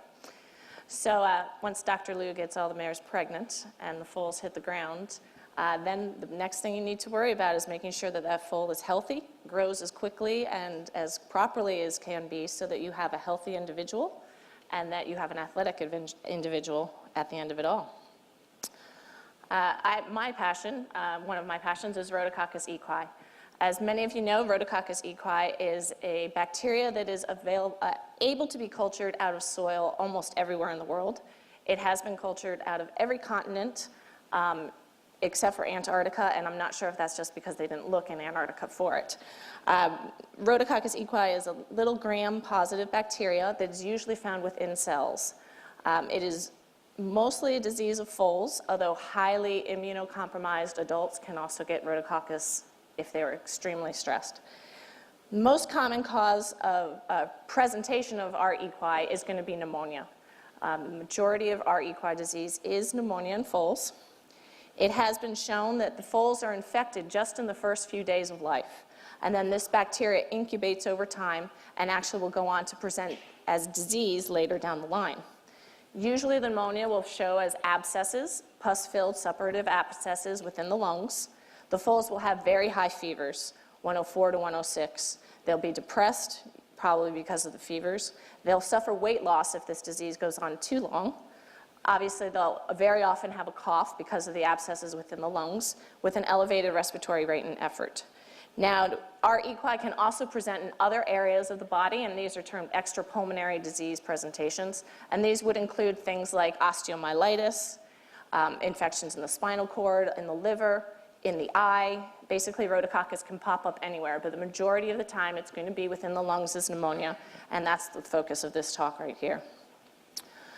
How do you diagnose R. equi pneumonia? The gold standard would be to do a transtracheal wash on a sick animal and find R. equi and be able to culture it out. On farms that are endemic with R. equi, so that you know R. equi is a problem on your farm, you can probably skip that invasive procedure and go ahead and use clinical signs, which would be the high fever, the cough, the elevated respiratory rate, the appropriate age of the animal, which is going to be between 1 and 3 months. Then you can back that up by doing blood work. A traditional rhodococcus pneumonia is going to have a very high white count. We're talking anywhere from 18,000 to 30,000, normal range being from 5 to 12. Also, you're going to have a very elevated fibrinogen. Say a high normal fibrinogen is 500. Rhodococcus animals will have fibrinogens between 800 and 1,200, so very high. Lastly, what you want to do if you have a horse that's presenting those clinical signs and has that blood work is to make sure that you are dealing with R. equi pneumonia, and that would be using thoracic imaging. There's 2 ways to look at the lungs of foals. You can either use radiographs or you can use ultrasound. It is much more practical to use ultrasound. You can do that in the field very easily, very quickly. All it takes is a bottle of alcohol and an ultrasound machine. So most people choose to do that versus radiographs. Like I said, the gold standard would be to do a transtracheal wash and actually culture that organism out of there, and that's always an option, and your veterinarian can always do that for you. However, there have been studies shown in this area that up to 8 weeks of age, most of the lesions that you find on the lungs, clinical abscesses or even subclinical abscesses, are going to be R. equi. After 8 weeks of age, very often those will actually be streps, even though they look the same on ultrasound. But up to 8 weeks of age, on an endemic farm, you can pretty much guarantee that that is rhodococcus that you're dealing with. So why do we care? A foal gets pneumonia. I think most of us here probably have had a chance of pneumonia the last few weeks. Everyone's getting sick. But what is the impact? Obviously, there's an impact on the actual individual animal. Physically, they're going to have a rough hair coat. They'll be unthrifty, poor weight gain, and less than ideal growth. Again, we're trying to create a product here. We're trying to get a foal that's going to be very attractive at the sale. That's going to be a foal that is put on weight and grown appropriately and matching those of his cohorts. If you have a foal that's been sick for 2 months of his life, he is not going to match up to another foal of the same age when he's standing up here on that podium to be sold. So you want to have a foal that has the best opportunity to have the best growth and therefore become the best sale product and also a best athlete down the line. Does our equi actually affect the athletic potential of the horse down the line? We actually don't know a whole lot about that. There's only been one study done, and that was back in the 80s, and it was not done in thoroughbreds, it was done in standardbreds. And that study showed that there actually was not a difference of horses that had been hospitalized with our equi and survived with those that did not as far as starting. But there has not been any research done recently. Again, when you're looking at aged races, like the Derby, have to be a 3-year-old. If that foal had been sick for 3 or 4 months and hospitalized, it's hard to imagine that they're actually going to match up in an athletic ability just at 3-year-olds. But that's something that we need to look to at one point. Obviously, there's the economic impact also of our equi. Again, the individual involved, the cost of medication, a full-blown rhodococcus pneumonia, you're going to be treating for 4 to 6 weeks, possibly longer. Cost of medication, the cost of management is definitely going to affect you. Also, these horses may have to get hospitalized and go on oxygen therapy. In addition to that, these foals are very often still on the mare. So if you're going to lock a mare in a stall for 3 months, Dr. Lou is going to have a fit because you're probably going to decrease the reproductive possibility of keeping that mare in foal as well. And unfortunately, full-blown rhodococcus pneumonias definitely you can lose a foal. The foals can die from rhodococcus. Thankfully, a lot of people are very aware of this disease, get on top of it very quickly, and if you treat it early, you have less of a chance of losing the foal. But there's always the possibility that rhodococcus could cause your foal to die. And then, obviously, economic sale, like I said, if they're not growing appropriately with others, you might miss the sale. You might not be able to present that foal at sale time if you're trying to shoot for a weanling sale. And it might also lead for decreased prices at the sale if he's had decreased growth over a long time of his juvenile period. So how do we prevent rhodococcus? There have only been 3 ways that have scientifically been proven to prevent the cause of clinical rhodococcus pneumonia. The first is prophylactic transfusion using hyperimmune plasma. And this is pretty controversial because if you look at the number of studies published, half the studies say yes, giving plasma helps. Half the studies say no, giving plasma doesn't help. So it's a little controversial. I personally think that giving plasma on the first day of life definitely can help decrease not only the subclinical cases, but also clinical cases. But it's a little controversial if you look at all the studies out there. Chemoprophylaxis. There has been one study out there that shows that if you go ahead and treat all your foals against rhodococcus in the first week of life, you can decrease the amount of clinical and subclinical rhodococcus. However, this is not recommended, and I cannot say not recommended loudly enough. Even the publishers of that study do not recommend it. By doing that, you're asking to form a resistance, and so the properties that have done this have had problems with later on they'll have rhodococcus on the farm, and the drugs we usually use will not touch it because now you've created a resistant strain of rhodococcus. So that is definitely not a way that we want to go to prevent rhodococcus. And the last one, the only other one that has shown to actually prevent the cases of rhodococcus pneumonia is using thoracic ultrasound screening methods. Different screening methods have also been tried besides the thoracic ultrasound. Some people say, oh, we'll just watch our foals and take temperatures. Yes, you can probably catch these very early in the clinical disease, but you're not going to catch the subclinical foals. And also, if you're seeing something with a temp or something that's dull, it doesn't mean it's rhodococcus. There are a million other diseases out there that can affect foals. People have tried saying, oh, we'll just listen to our foal's lungs every week and see if we can't test it, detect it that way. Unfortunately, abscesses cannot be heard. It's only once there's inflammation around the abscesses that you can hear that with lungs, listening with a stethoscope. Other people have tried to do serial blood work, looking at white counts twice a week, once a week, twice a month. Again, a raise in a white count, a raise in fibrinogen is not always rhodococcus. And actually, there have been studies that show those only spike immediately prior to clinical disease, and that you can have subclinical rhodococcus with no changes in blood work at all. People have tried to develop serological assays, looking at titers, looking at PCR and blood work, all different ways. None of it works. And then again, you come back to thoracic imaging. Doing radiographs or ultrasounding, you can find these lesions ahead of time, and you can then treat them if you'd like to. So the theory behind the ultrasound screening is that you are detecting these abscesses before the foal gets sick. Traditionally, you'd wait and a foal would present with a 104, 105, and he'd be huffing and puffing like a freight train. You throw the scanner on him and he has abscesses this big. Well, guess what? Those abscesses didn't pop overnight. They started off small and it took a while to grow to that size. So the ultrasound screening method is to find those abscesses when they're smaller and go ahead and treat them and clear them out of there and don't give them an opportunity to make that foal sick. It is amazing to see how quickly they can get large, but also these abscesses tend to have a very, very thick membrane capsule around them. And if you're treating them early, that capsule in theory is not as thick and you probably have less length of time for treatment and ability to clear that abscess without the foal being sick. You're helping the foal clear the abscess, so therefore he's not putting all that energy that should be going towards growth and development, towards making himself healthy again, allowing for better weight gain. We definitely have shown statistically that you can decrease clinical disease by treating these abscesses early and decrease the amount of hospitalization and mortality.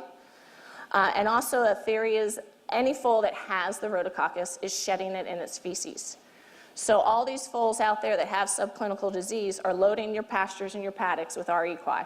That means the next foal that comes along is going to be exposed to a higher level of that. So if you clear the subclinical disease out of your foal population, you're going to decrease the shedding and load on your pastures, and therefore year after year, hopefully you'll be able to have less clinical disease, less subclinical disease.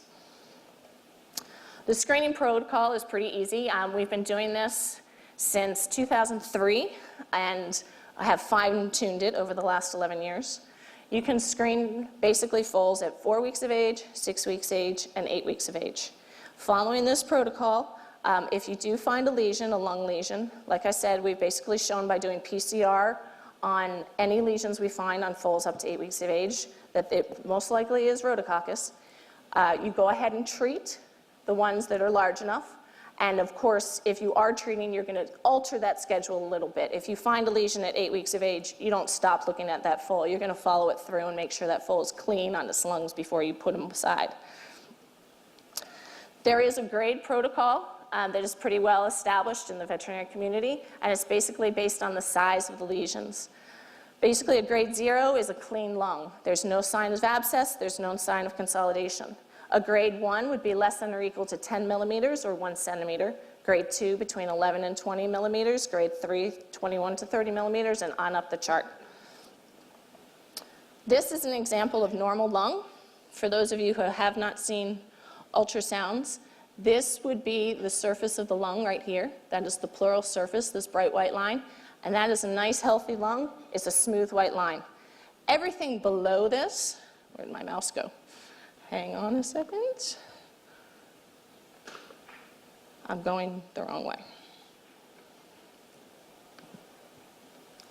Everything below that first white line is just an echo because ultrasound does not reflect off air and theoretically a nice, healthy, aerated lung. So everything below that line is just an artifact.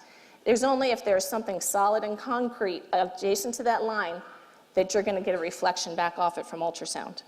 So this is a grade 2 lesion. So here is our nice white line, but oh my gosh, it's not smooth and nice. We have a nice little abscess right there, and measuring that, that's 20 by 19, so that would be a grade 2 on our scale. Here's an example of a grade 3 lesion, a grade 4 lesion, a grade 6 lesion, another example of a grade 6 lesion that's not quite as encapsulated, and another grade 6, probably more like a grade 7. Every single one of these images, those foals were totally healthy, looking at me saying, what are you doing putting alcohol on me? I want to go out and play with my friends. I'm not sick. So it's a little scary to put a scanner on a foal's chest and see a 6 centimeter abscess in its lungs, and you would never know it was there otherwise. So once you find this, what do? What we have established is a pretty industry standard for treatment protocol in these screening programs. We go ahead and we treat with a macrolide and rifampin. Macrolides being the family of erythromycin, azithromycin, and clarithromycin. As you all know, unfortunately, macrolides have a little side effect that a lot of people don't like. You can have hypothermic reactions. Foals are unable to control their temperatures when they're on this, especially when they're in direct sunlight or in extreme heat situations. So obviously, you have to manage your foals a little differently once you put them on the treatment. I like to start my foals on azithromycin and rifampin. Clarithromycin is kind of the next generation in that family of drugs. And if the azithromycin's not working, maybe the clarithromycin will.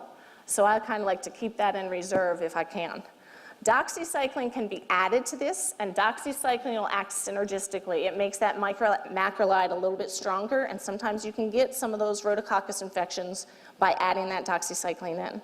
It's not really recommended to just put them on doxycycline and rifampin without the macrolide. The macrolide is definitely the best way to attack this infection.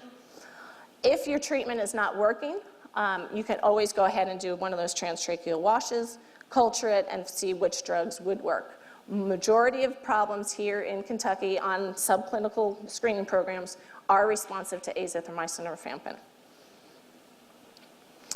Just so you know, it's pretty easy. What we do is we print out a piece of paper for every foal, or those of you who want to use tablets, that's easy enough as well. You just write down the date, your findings on the 2 lungs, and you basically write down when you want to check them next. So just an example, here's 13 not so happy from last year. At his 4-week check, the lungs were clean. Nothing at all on the right or the left lung. So okay, we're just going to go ahead and look at him at that 6-week check. 6-week check, wow, there was a 4-centimeter abscess. And this is not unusual. They can pop up pretty quickly. But here you've got a 4-centimeter abscess, and this foal is healthy. We chose to go ahead and treat him at this time. We started treatment and checked back in 2 weeks. At 2 weeks, it was already down half its size to a grade 2. So we said, okay, it's decreasing well. Let's go ahead and check him in 1 week.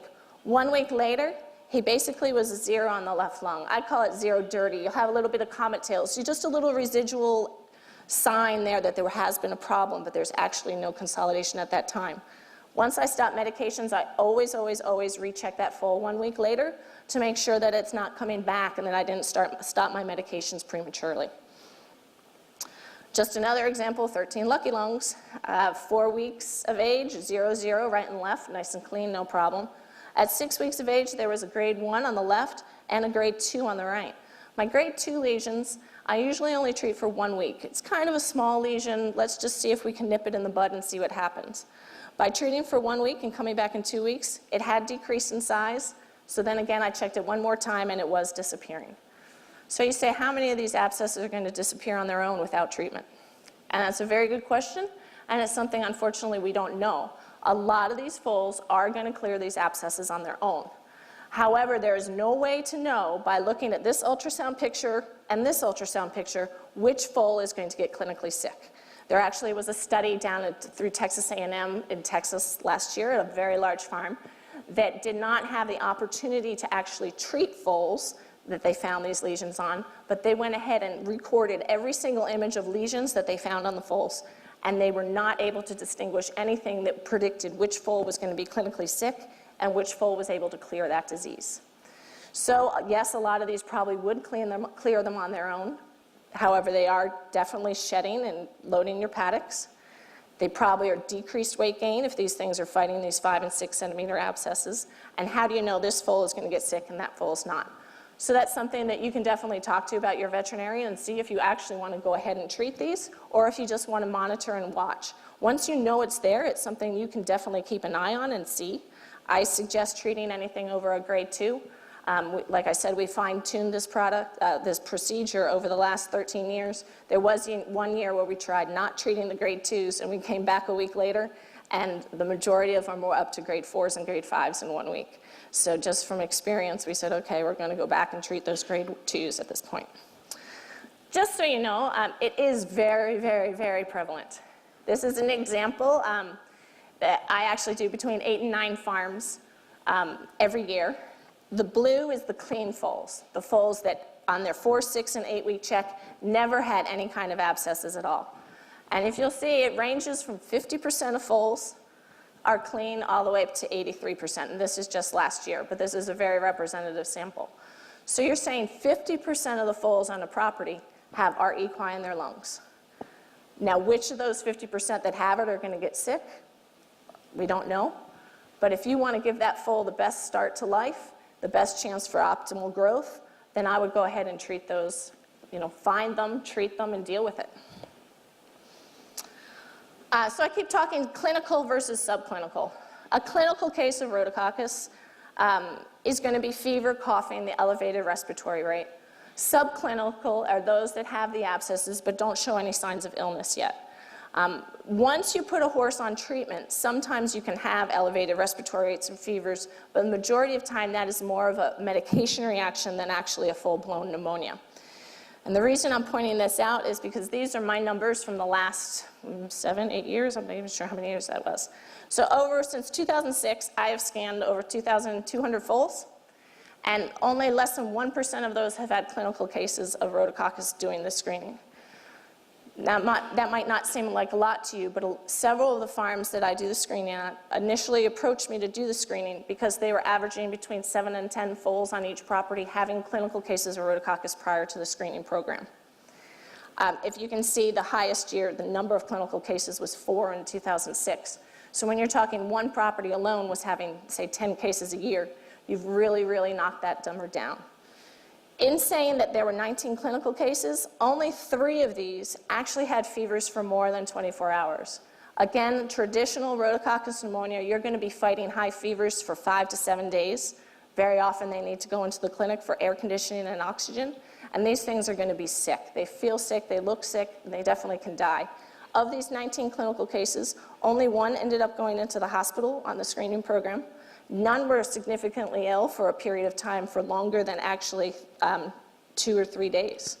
So we're definitely decreasing the amount of clinical pneumonia by doing this. There is yearly variation, year to year. No one's really sure why. I definitely think environmental factors play a part, as does density. And basically, in summary, I think ultrasound screening it's the only way to really detect our equi before they have the clinical disease. And treating these subclinical diseases decreases the amount of clinical cases and decreases hospitalization. Thoracic ultrasound is easy, quick, and affordable. It takes about 5 minutes a foal, 1 bottle of alcohol, an ultrasound, and 2 good holders, especially in cold weather with the alcohol. Now, there is a little bit of controversy out there that I just want to touch base on about treating too many foals. Are we treating way too many? And that's why I've been saying during this whole talk to your veterinarian, see whether or not treatment is right for you. People are worried that you might create a resistance.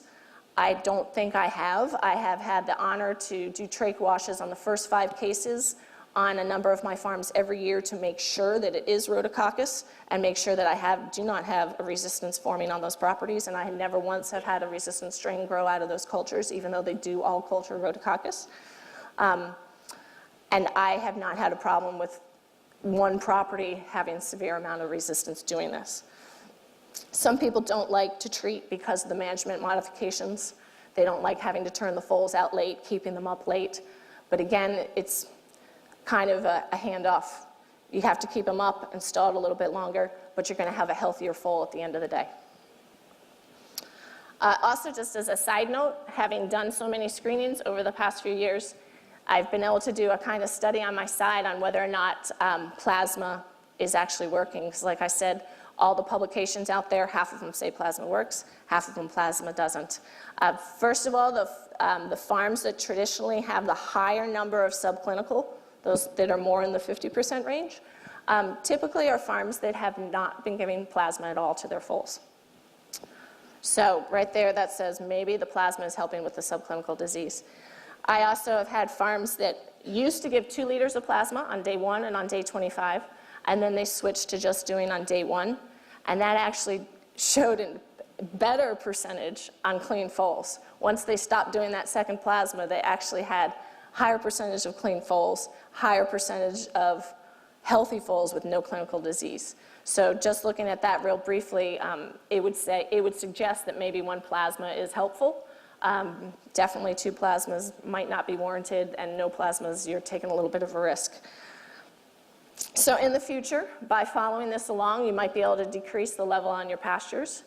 You definitely, I think someone needs to step up and do some kind of correlation between the athletic potential of these animals and seeing what we find subclinically. And then a little segue from what Dr. Liu was talking about. Everyone's very excited about serum amyloid A right now. It's the acute phase inflammatory protein that everyone can do on stall side test to show whether or not an animal has an infection. We have no knowledge of whether or not these subclinical rhodococcus cases would be positive on serum amyloid A or not. So I'm actually involved in a study with the manufacturer of the stall side test this spring, and I might be able to phase out the ultrasounding. If it all turns up positive, then maybe that would be another option rather than the thoracic ultrasound. But that's something that we can segue on with this ultrasounding. So I'd like to thank you all. I'd like to thank the clients. I'd like to thank some of the photographers, like Miss Alice Empton is here, and Jorge Colon. I'm not sure if he's here. I don't take pictures like that. And then if we have time for some questions.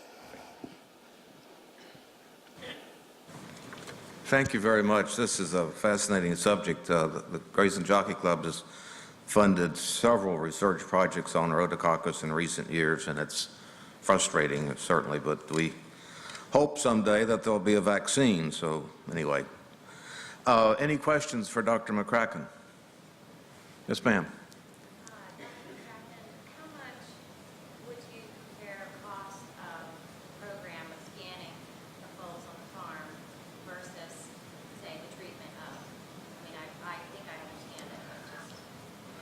The question is to compare, I believe you said, the cost of scanning versus treating. It's going to vary a little. If you're screening a foal, the charges that I do for screening a foal here is if you were only to screen that foal 3 times, so say the foal never had to go on medications or anything else, that's going to cost you a total of $150. If you did find something during that time period, you'd need to go ahead and put that animal on medication. I would say on average those foals go on medications for 3 weeks, say maybe $6 a day, and maybe 1 additional scan on there, so maybe up to $250 at that point. Admission into a hospital, emergency admission is $500 right off the bat. ICU, oxygen, stuff like that, you definitely can run up into the 3, 4, 5,000s very easily with a hospitalized rhodococcus case with no guarantee of a live animal walking out. So if you've got your scanning program, say, you would scan them at 4, 6, and 8. Yes. Yes. Another question?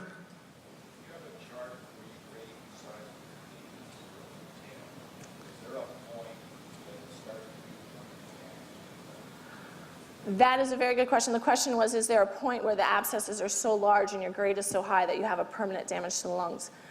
We don't know that. That's the only study that was done about athletic, permanent damage would probably correlate with athletic ability down the line. The only study that was out there showed there was no problem.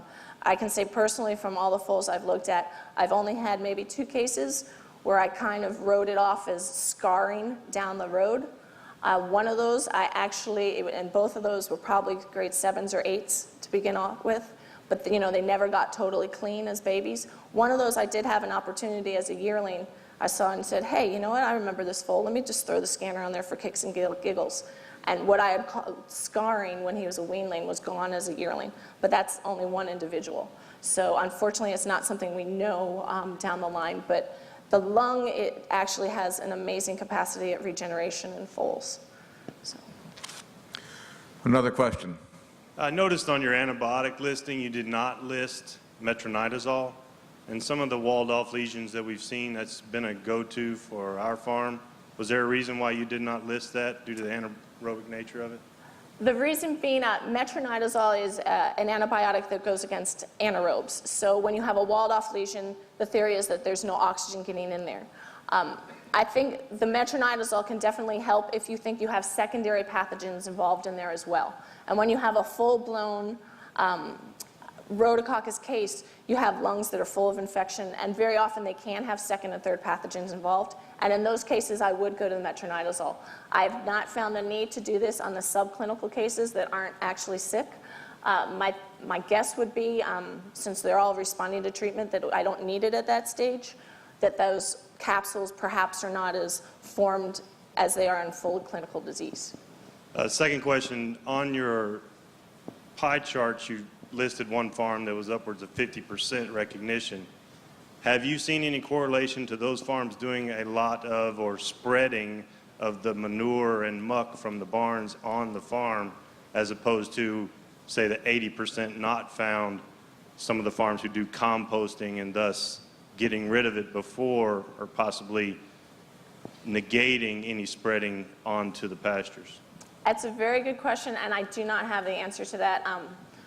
I'm not necessarily privy to how they dispose of their manure, and I'm trying to think back to my head when I've pulled on what I've seen, and I wouldn't want to answer that to make a guess, but it's something that probably I'll go back and look at that, definitely. It's a very good point.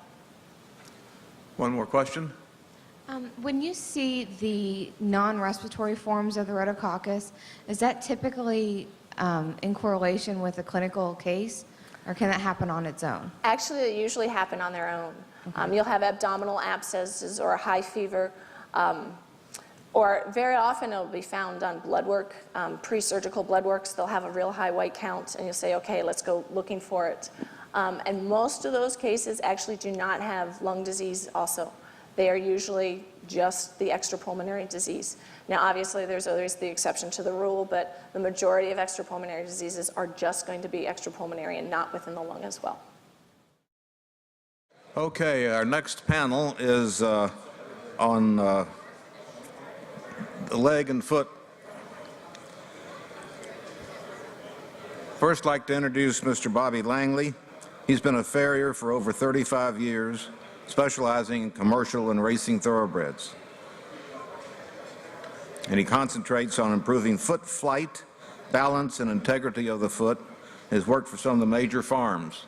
Mr. Langley, I would like to ask one question, and that is, when do you first want to see a newborn foal, and when do you do your first? How would you do your first trim of correction? You want me to stand up? You can go either way. I like to see the foals anywhere from 10 to 12 days. One reason, 10 to 12, I like for the foot to harden up. I think when you go in and you work on a baby when he's 3 or 4 days old and you square his toes up, his foot's still soft. You're not getting what you want, as to where if you wait till they're 12 days, the foot's hardened, they've been out some, and they've strengthened enough where you can get some kind of idea of what you're looking at and being able to evaluate the baby. And I'll go in, they don't have a lot of foot, so you're not going to be putting a lot of correction on them, but what I will do is it gives me the opportunity to see where this foal is, what I think's going to happen, and I keep notes on every baby that I look at all the way through their yearling year.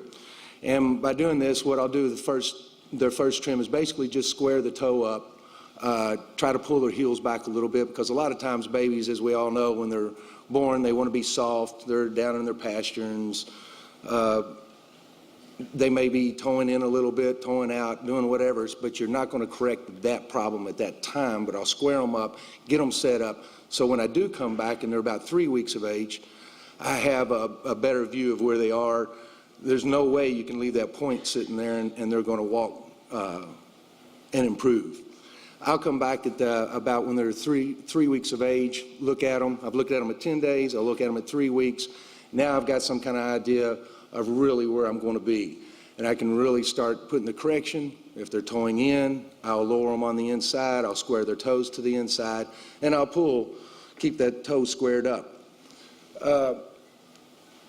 A lot of things I see at this point when they're at this age, and we don't a lot of times pay attention to, is I see just as much problems in the rear end as I see in the back. Nowadays, when I started shoeing horses, we never saw a horse toe in behind or be very windswept. Nowadays, we see a lot of horses that want to toe in behind, and will get very aggressive with the hind feet.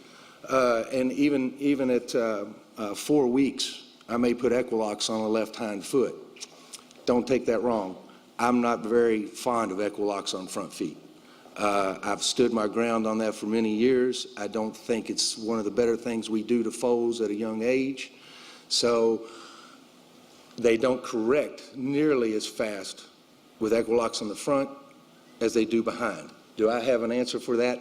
These guys can probably answer that better than I can. No, I don't. But they will correct on the left hind foot with using Equilocks 8 out of 10 times. Front feet, no. So after that third week, they're 3 weeks of age, I'll really evaluate, I'll look at them, I'll make determinations, keep my notes, trim them to their path of flight, and I will then turn my notes in to the farm management, whoever I'm talking to, and I'll start question marking these babies at 3 weeks. I want management to know that, hey, this horse is towing in.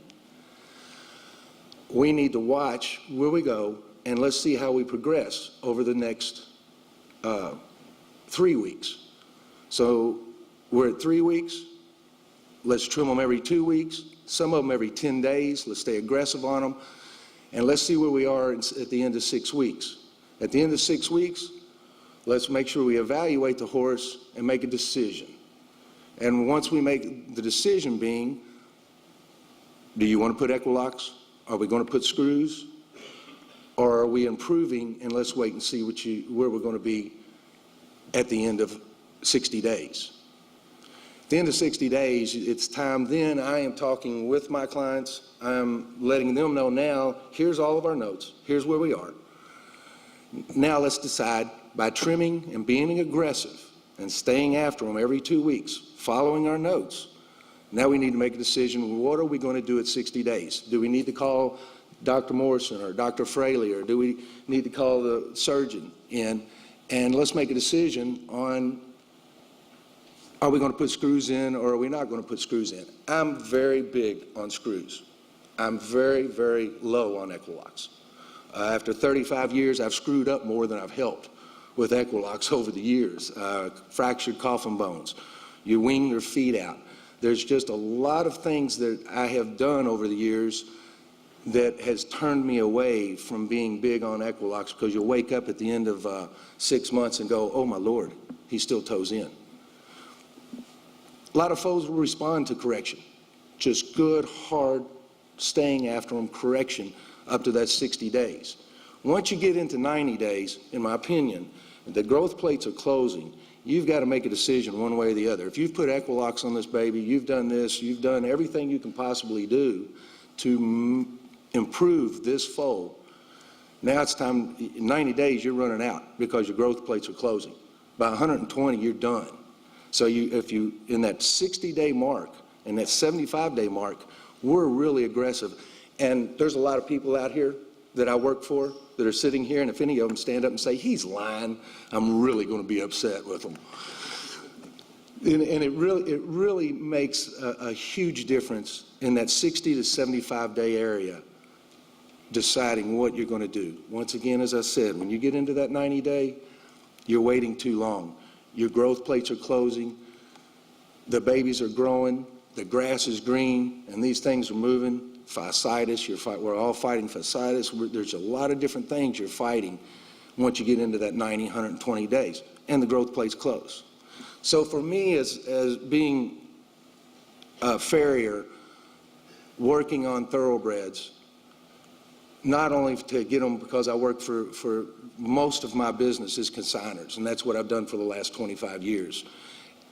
Working on these babies at a young age and getting them right the first 90 days, getting those fetlocks where they need to be the first 90 days of their life is the most important part of the rest of their life, as far as me being a farrier and being able to help these horses, not only going to the sale, but also going on and becoming race horses, being able to last on the racetrack.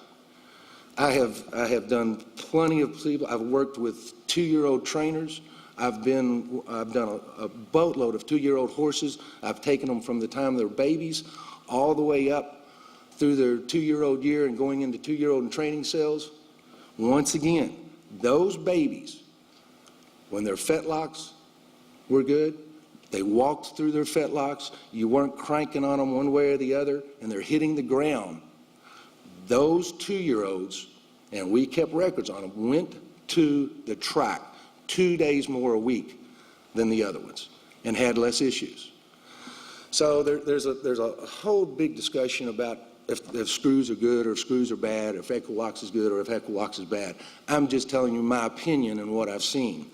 So once we take these babies I kind of got off track there a little bit, but it kind of all leads together. Once we take these babies into their 90-day, I like to make sure we've either got the screws in, we're doing everything we can do, and these babies that have corrected on their own through, being aggressive and staying after them every 2 weeks from the time they're 10 days of age, we've made the decision by 90 days where we are. So whatever that decision is and wherever that foal is at 90 days, that's what you're going to live with, and that's where it is, as we all know.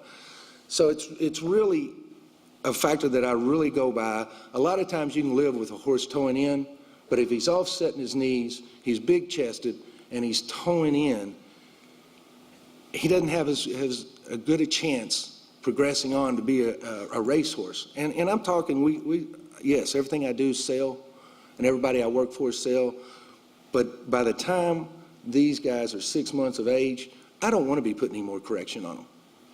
I want to be able to put, if I need to, a little correction on their toe, inside or out. Their heels are level, and keeping their heels opened up and letting these horses develop a nice, big, strong foot for when they move on into going to the sales, from there on to being a 2-year-old in training, to going on and being a racehorse. I truly believe that a horse has a good foot, has a great chance. Has a bad foot, doesn't have any chance. And so it is not only do I look for trying to get the horses prepared to be sale yearlings, I also look for them to be race horses. So we'll look at these horses. I'll do everything I can with their fetlocks from the time up till 90 days. We'll work on them. After 90, 120 days, what you have is where you are. I will work now through the winter, through the fall and winter, starting to develop a better foot. I'll back off correction. I don't mind if they toe in a little bit, as long as their path of flight is walking through the center of their foot and they're hitting the ground flat. I'll pay attention to their, I call striking the ground. We can put a lot of correction on, we can torque on them, we can get them straight walled, and we've all seen this. You can have them straight walled on the inside, big wings on the outside, and you keep torquing and you keep torquing. Even after that 120 days, you can, and by the time you get them to be about 8 months of age, and I think the doctors up here would agree with me on this, by the time you get them to be 8 months of age, you've torqued on them, you've done everything you can possibly do. We've put extension shoes. We've tried everything, still working on them at 8 months. You end up, now at the end of 8 months, you got a straight-walled horse. You got a big flare to the outside, and the horse is rolling over on the outside or inside of his feet and not walking through himself. So for me, what I try to do is after that 120 days, and I'm coming into fall and into winter, I will back off on the correction. If I haven't done anything, we've done everything we can do with their fetlocks. Their knees aren't going to start rocking yet.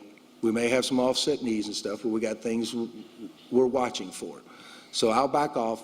I will let them start walking through themselves. I want them breaking through the center of their foot, and I want them to hit the ground flat. By doing that, now I'm going to be able to develop a nice, strong foot. I'm going to be able to give this horse the opportunity to go through the winter without me cranking on it and doing everything under God's green earth to it just because he slightly toes in. After that, we'll go through the winter time, we'll get into spring, and starting about February and March, I'll go back. Okay, here's where we are. I've done everything I can do for the fetlocks at 90, 120 days. Now we're going to start looking at their knees. Now what are we going to do? Where are we going to start? Well, this is a question I get asked all the time. Okay, we're coming into spring, knees are starting to go. You know, we need to crank on them. We need to really, you know, let's throw some extension shoes on them. Let's put Equilux, let's put shoes on them. Well, you're coming into spring, these things are going to change. Patience is a virtue, being an owner and a blacksmith. We help Mother Nature. We don't beat Mother Nature. So we can put extensions, we can do everything we can do to try to improve those things. Sometimes it works, sometimes it doesn't. But for me, and what I do, is I will be very patient with them. I'll get into the spring, I'll see where we are. We'll start evaluating the knees. If we have knees starting to rock, we have different things that are happening, we'll talk about 2 or 3 different avenues. And we'll have different avenues, and each horse is an individual, and we'll take each horse as an individual. We may be able to put an extension on for 30 days and help this horse. This horse may have fasciitis and he's rocking out in his knees just because of it. The horse may be offset and pigeon-toed, and we're going to stick screws in his knees to just tighten him up. Well, there goes back to that 90 days. If he's pigeon-toed and he's offsetting his knees and we're going to stick screws in him now to tighten the knees up, what would have happened if we'd have done something to take care of his fetlocks earlier on and maybe not even have to worry about his knees? So there's a lot of things that you can look at and think about going through the process all the way up those 16, 18 months. So I'll evaluate them, we'll trim them, we'll follow them every 2 weeks. Once we get into the springtime and pay very close attention to where we are, as we all know, horses will change from week to week. Once we get into those, this becomes where I'll use the vets much more. You know, second opinions are great, and you need them. And I work with these guys quite often, with Morrison and Fraley. And to have somebody come in and get a second opinion, or to look at the horse and say, hey, let's try extension shoes. Let's try building one side or the other. Or no, you know, we're probably going to end up having to do screws. Or no, let's just give the horse some time and let's see what he does over the next 2 or 3 months on his own. Once again, patience. So once we get into that part of the area, I'm pretty aggressive at staying and following, trimming once again according to the path of flight of the horse and how the horse moves and where we are. I'm still not big, once they get up into yearling years, of cranking and putting a lot of correction on them. All I think you do is you just really distort your horse's feet. You end up with small, little, narrow heels. And once again, you have a horse that's not hitting the ground and walking through himself.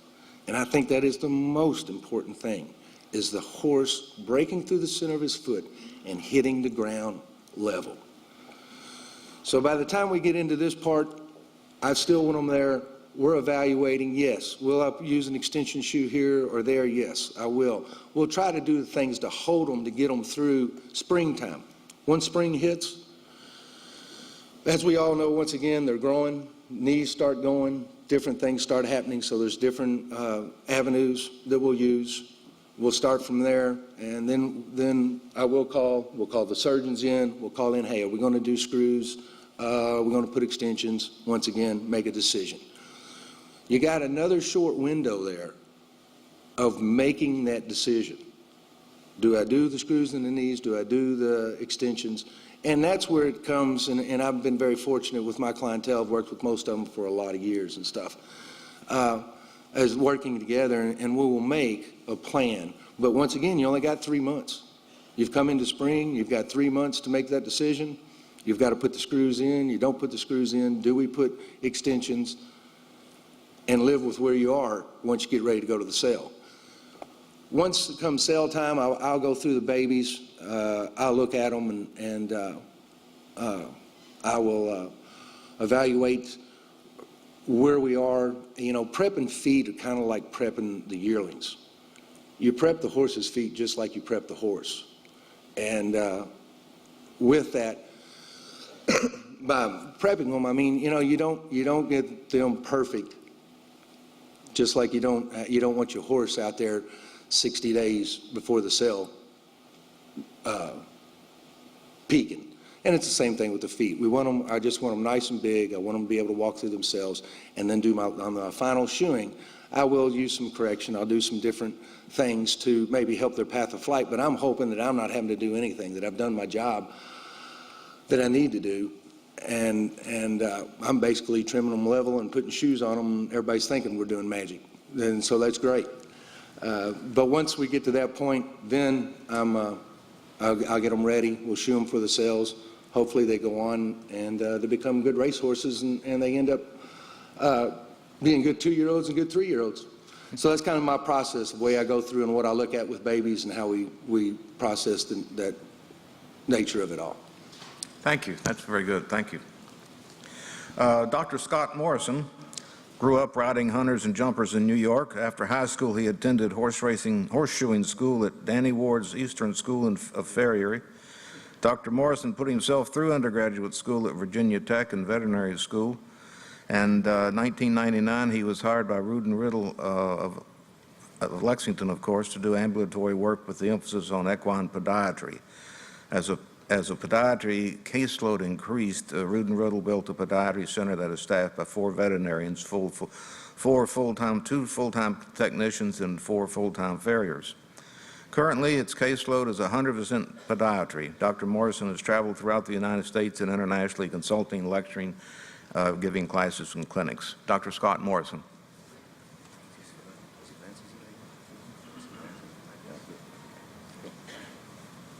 Okay, thanks. I'm going to just change gears and talk about flexural deformities for about 15-20 minutes. I have a lot of pictures, so I'll try to fly through them as quick as we can. But flexural deformities, as opposed to angular deformities, is looking at the horse from the side and having either horses that are overly contracted or overly overlax or too much laxity. And flexural deformities can be categorized as either congenital, present at birth, so that's the foal that's born contracted or flipping his toes up, real lax, or they can acquire them as they age. They can slowly develop contractures in particular. So here's an example of a foal with a hind limb laxity. You can see his fetlocks are kind of low and he's flipping his toes up. Other examples, here's a foal with a severe superficial flexor contracture. You can see that fetlock is buckled forward. And there are basically 2 flexor tendons on the back of the leg, the superficial and the deep digital flexor tendon. The deep goes all the way down to the foot, and the superficial goes just to the pastern. So when the superficial is contracted, it pops the fetlock forward like that. Here's a horse that's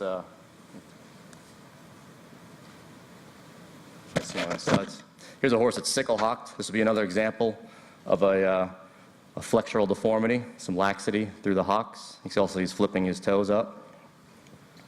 Other examples, here's a horse with a carpal contracture. This horse had contracted deep digital flexor tendon. His heels were off the ground. So he had a flexor tendon contracture involving pretty much the whole entire limb.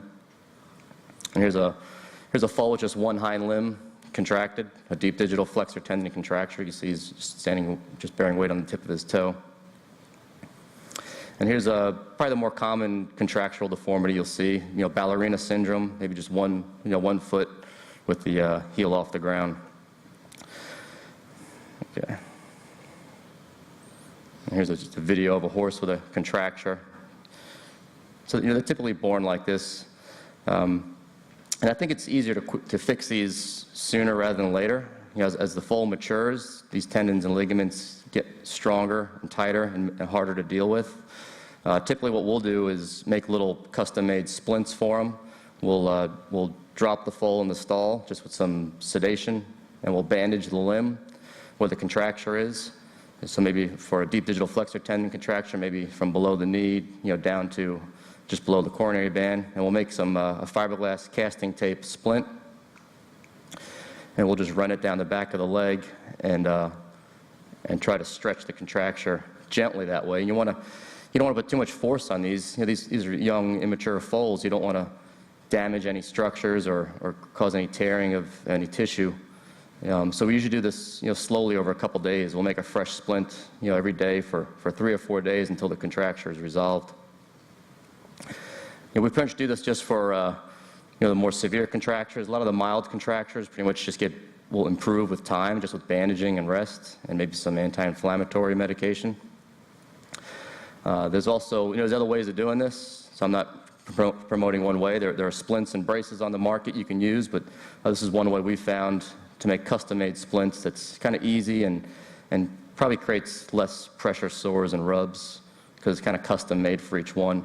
And you can see the assistant is just kind of, flexing the foot and pulling the toe up, just with a moderate amount of pressure.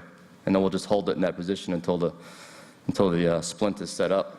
That's typically what we do. I like to do them pretty soon, within the first couple days, if it's a severe contracture where the foal can't use the leg. So a severe one, this one's not so bad. This might respond just to bandaging, or you could elect to splint that one as well if you want to resolve it quicker. There's the same horse after 3 days of splinting, it gets the contracture resolved. Some of these foals will have a pastern. After you fix the deep digital flexor contracture, they'll have a little bump at the pastern, a little luxation of the pastern joint. That typically resolves over a couple months of age. As long as the toe is on the toe and the heel are on the ground, usually that pastern luxation pops back into position within a couple months. So here's a foal with a superficial flexor contracture of the left hind leg. You see that fetlocks buckled forward. And just more examples of superficial flexor tendon contractures. This foal was, you can see this right hind fetlock is buckled forward. This guy was splinted. A couple days later, you can see how that right hind contractures pretty quickly resolved. Again, just more other examples of superficial contractures before and after splinting. So splinting, for these severe ones is my preferred method of treating these, and splitting them pretty early, I think. It's easier to straighten these out earlier rather than later. This foal here would need to be is more difficult. This guy actually would need, he would need help getting up and down, making sure he's nursing. He'd probably need some nursing care, maybe some ulcer medication and anti-inflammatories. But this guy would also get splinted pretty much from below the elbow all the way down to the foot, since the entire limb is contracted. And this is actually a picture of this foal after a day of splinting. He was worse, on day 1. This is day 2. Day 3, after splinting, he's a little bit better. I don't have any follow-up photographs of this guy except as a yearling. As a yearling, he was pretty, fairly correct anyway. The club foot, this can slowly occur over time, or they can be born with a club foot. And, you want to kind of provide leverage to the toe to help stretch that deep digital flexor tendon, but you got to be careful. You don't want to provide, you can create tearing and you can create some pain by providing too much leverage. Underneath that hoof wall is the lamina that holds the bone to the hoof capsule. When you put a big toe extension on, you can actually create some lamellar pain in these horses. So anytime you're going to use a toe extension to help relieve a contracture, it's real important to monitor the horse for lameness, maybe monitor his digital pulses, and make sure he's comfortable. First he's going to get lame before he starts, really tearing on the lamina. So I think monitoring these guys is pretty important. But for a club foot like this, at an early age, you can try using toe extensions. I think when they're foals, you can kind of stretch them. As they become yearlings with club feet, I've had a hard time stretching the deep digital flexor tendon as, weanlings or yearlings. I think that tendon is too strong and too mature, and you just create more and more hoof capsule distortion, kind of like what Bobby was saying about using lateral extensions. When you use toe extensions, you can also create a lot of hoof capsule distortion. So, sometimes these toe extensions can work against you.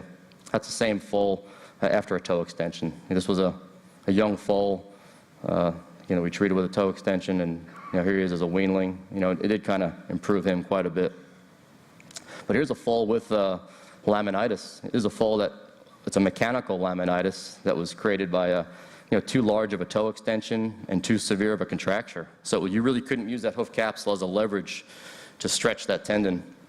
And instead, this horse broke down his lamina and had some rotation of his coffin bone. And that's a bad deal. Starting off with a foundered foal is not ideal. They probably don't heal back 100% and probably won't be an athlete. Other forms of flexural deformities are laxities. Most foals all foals are born a little bit weak, right, low in their pasterns. As they strengthen up, their flexor tendons get strong and they pull themselves up. Some foals are born with a lot of foot. Here's a foal, day 1, just lax, flipping his toe up. But you look at the bottom of his foot, and he has quite a bit of foot on him. Some of these guys just simply trimming the heels back like this, gets that foot back on the ground again. So, most of these will improve within the first week. They'll, and with a foot trim, they'll be fine. It just takes time for that flexor tendon to strengthen up. Here's a foal at 10 days old, still flipping his toes up, not really improving, even after a foot trim. And there he is rubbing little ulcers in his heel bulbs. This is a horse I'd probably want to put little heel extensions on to give him a little extra help, protect those heel bulbs. There's a lot of good shoes on the market. Here's a lot of good shoes on the market with heel extensions.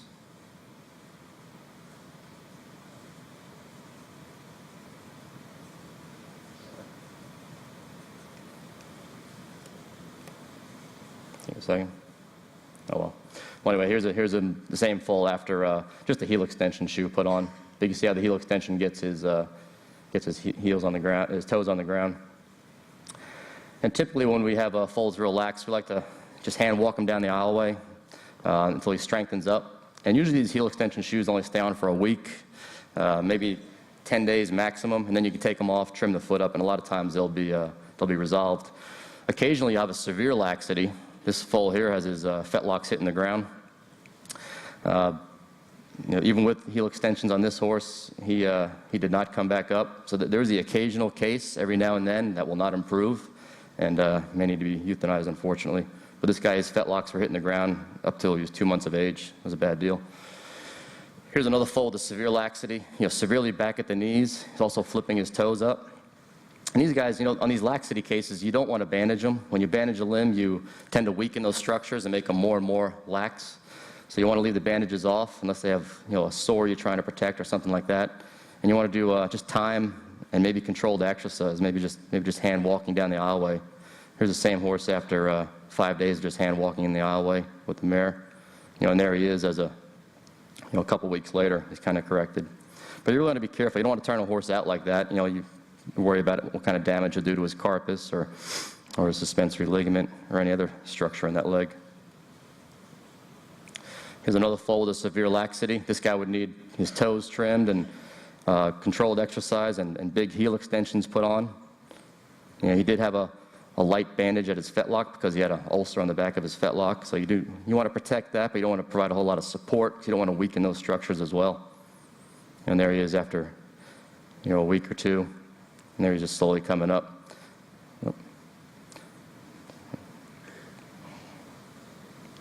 One thing I want to caution against is putting shoes on foals at too young of an age.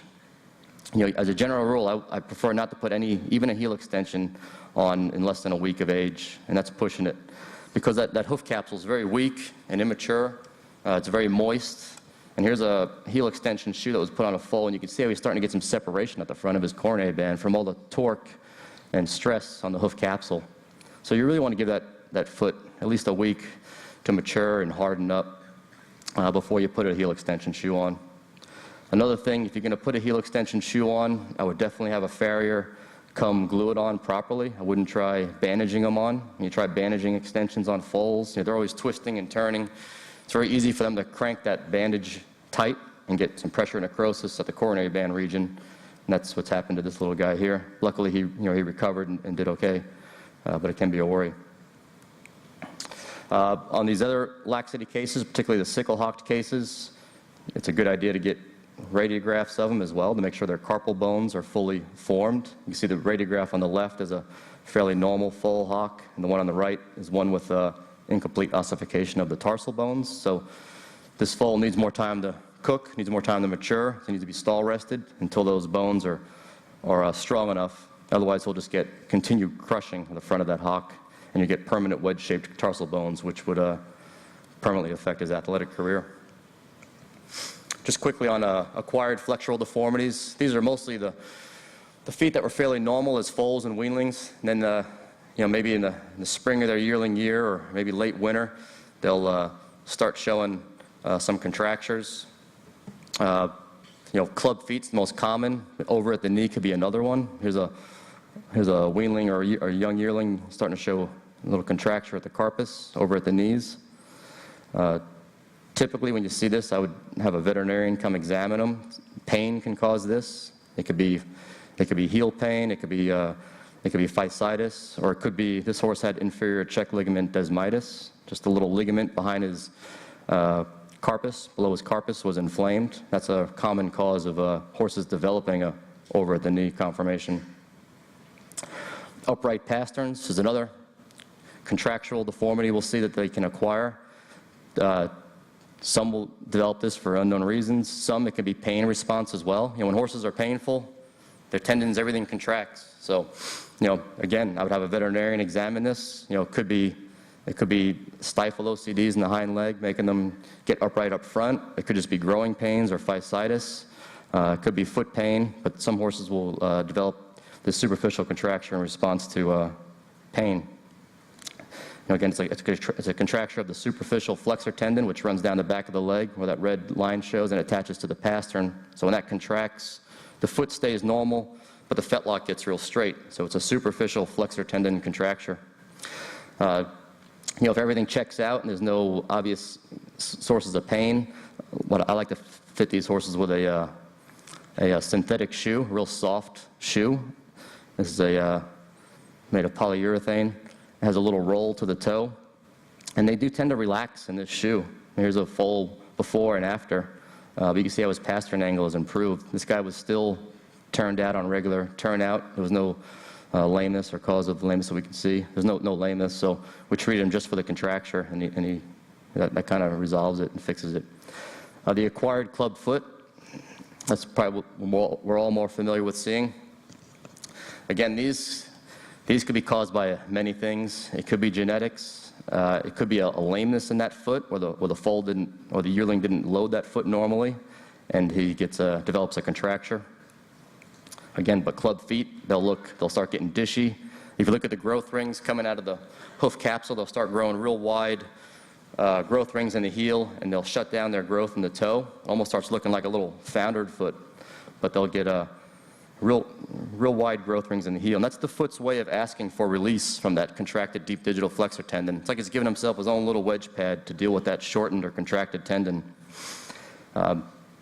What you do want to do is effectively treat these before they get irreversible damage to the coffin bone. Here's a radiograph of a club foot. Where you can see he's beat up the tip of that coffin bone. There's a lot of demineralization. And that's a permanent change that'll probably affect his athletic career if he has bone damage to the coffin bone. It doesn't really reverse. It stays like that. So I like to prevent these guys from beating up the tip of their coffin bone, and we'll put shoes on them and try to relieve the contracture with shoeing is usually my first approach. So here's a severe club foot. And our shoe is designed to take tension off the deep digital flexor tendon. So usually a small wedge and a roll toe to help relieve the tension on the tendon, and allows the hoof capsule to return to a more normal shape. So you haven't really fixed the contracture. All you've done is really accommodated that short tendon and allowed the hoof capsule to return to a normal shape. And it improves the health of that foot dramatically. They grow a lot of sole. The dish will grow out. Here's a foot before and after shoeing for club foot. Here's a weanling with a severe club foot shod in the same manner. You can see the wide growth rings on the picture on the left, and you can see how it's changed over time and improved. So, shoeing to accommodate the tendon and resolve the hoof capsule distortion and keep a nice healthy foot on these guys is number one. The shoe's not going to fix every horse. I mean, some of these guys are severe enough they'll need a surgery. There's always an option down the road if you need it. But again, here's that same club foot. But you can see how we shod this horse with a nice little roll toe after the hoof capsule distortion was improved. Since we didn't really fix the contracture, we just improved the health of that foot. We need to keep in mind that tendon's still kind of tight and contracted. And in order to deal with that, these horses get shod with a roll toe. Because there are two ways to take tension off a deep digital flexor tendon. You can either wedge the heel up, or you can ease breakover and roll the toe. So again, if the shoe is not working, and this horse is going to be a racehorse, and you have a severe club foot, and you've tried the shoeing, you're probably best off at that point to doing an inferior check ligament desmotomy. And you can see on this, that red is the deep digital flexor muscle, and that red line going below it is the tendon. And there's a little line that goes from the tendon to just below the carpus or the knee, and that's the inferior check ligament. And there's a surgery the surgeons can do where they cut that ligament, and it actually functionally lengthens that deep digital flexor tendon. So here's a severe club foot that wasn't improving with shoeing. and this is one the owner elected to do a inferior check ligament desmotomy. And you can see how it drops the pastern angle. At that point, the foot can be trimmed normal. Oftentimes, they're fit with a toe extension to reestablish a normal straight pastern to hoof line there. And that hoof extension is kept on for a couple months until that check ligament desmotomy is healed. How am I doing on time? You still good? Okay. Okay. It's important to realize when you're losing. Like Bobby said, with the trimming and shoeing and when you need to go to surgery, because you really want to protect the health of that foot, no matter what plane you're looking at the foot from, whether it's an angular deformity or a flexural deformity. And over the years, I've tried fixing club feet many ways, and I found when they're younger, you can try to stretch that tendon, but when they get over weanling age, when they're over 5 or 6 months of age, that tendon's too strong and too mature to really stretch. So you got to do things like the roll toe shoe to help accommodate that contracture and improve the health of the foot. And here's a foal that was 5 months of age with a severe bilateral club foot. We tried stretching it with toe extensions. Nice tidy job, looks pretty. But you can see that we came back a month later on this horse to reset him, and he developed a toe crack. And that tells me this foot's structurally collapsing. I can't really use that hoof capsule as a lever to stretch that tendon. The contracture is just way too strong. So when I see a toe crack on a club foot or a foot that's really compromised, I try to push for sending the horse to surgery, maybe an inferior check ligament desmotomy. That's probably his best chance of maintaining and being a sound athlete in the future. So this horse did get an inferior check ligament desmotomy. You can see how the hoof capsule's improved, toe crack's growing down. There are studies showing, nobody likes to do inferior check ligament desmotomies in the thoroughbred industry because it leaves a little bit of a bump. We always want their tendons nice and tight, looking clean, and especially for a sale horse, it's not, nobody wants a little bump on the flexor tendons. But it is a viable option. There's a study done in Australia just looking at thoroughbreds that have had inferior check ligament desmotomies. I'd much rather have a horse with an inferior check ligament desmotomy and a little bump there than a horse with a severely dysfunctional, distorted foot with a toe crack and bone disease and beating up the tip of his coffin bone and getting pedal osteitis. So when your shoeing is not working, you need to change gears and maybe think about surgery.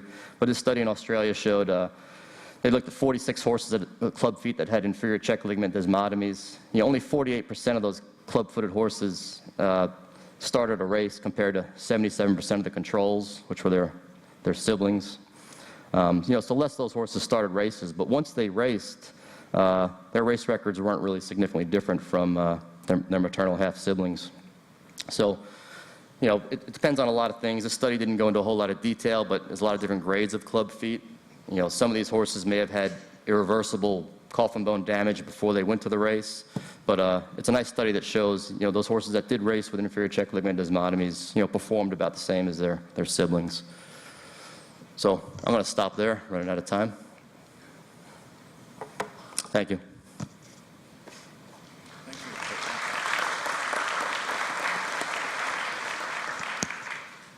Thank you very much.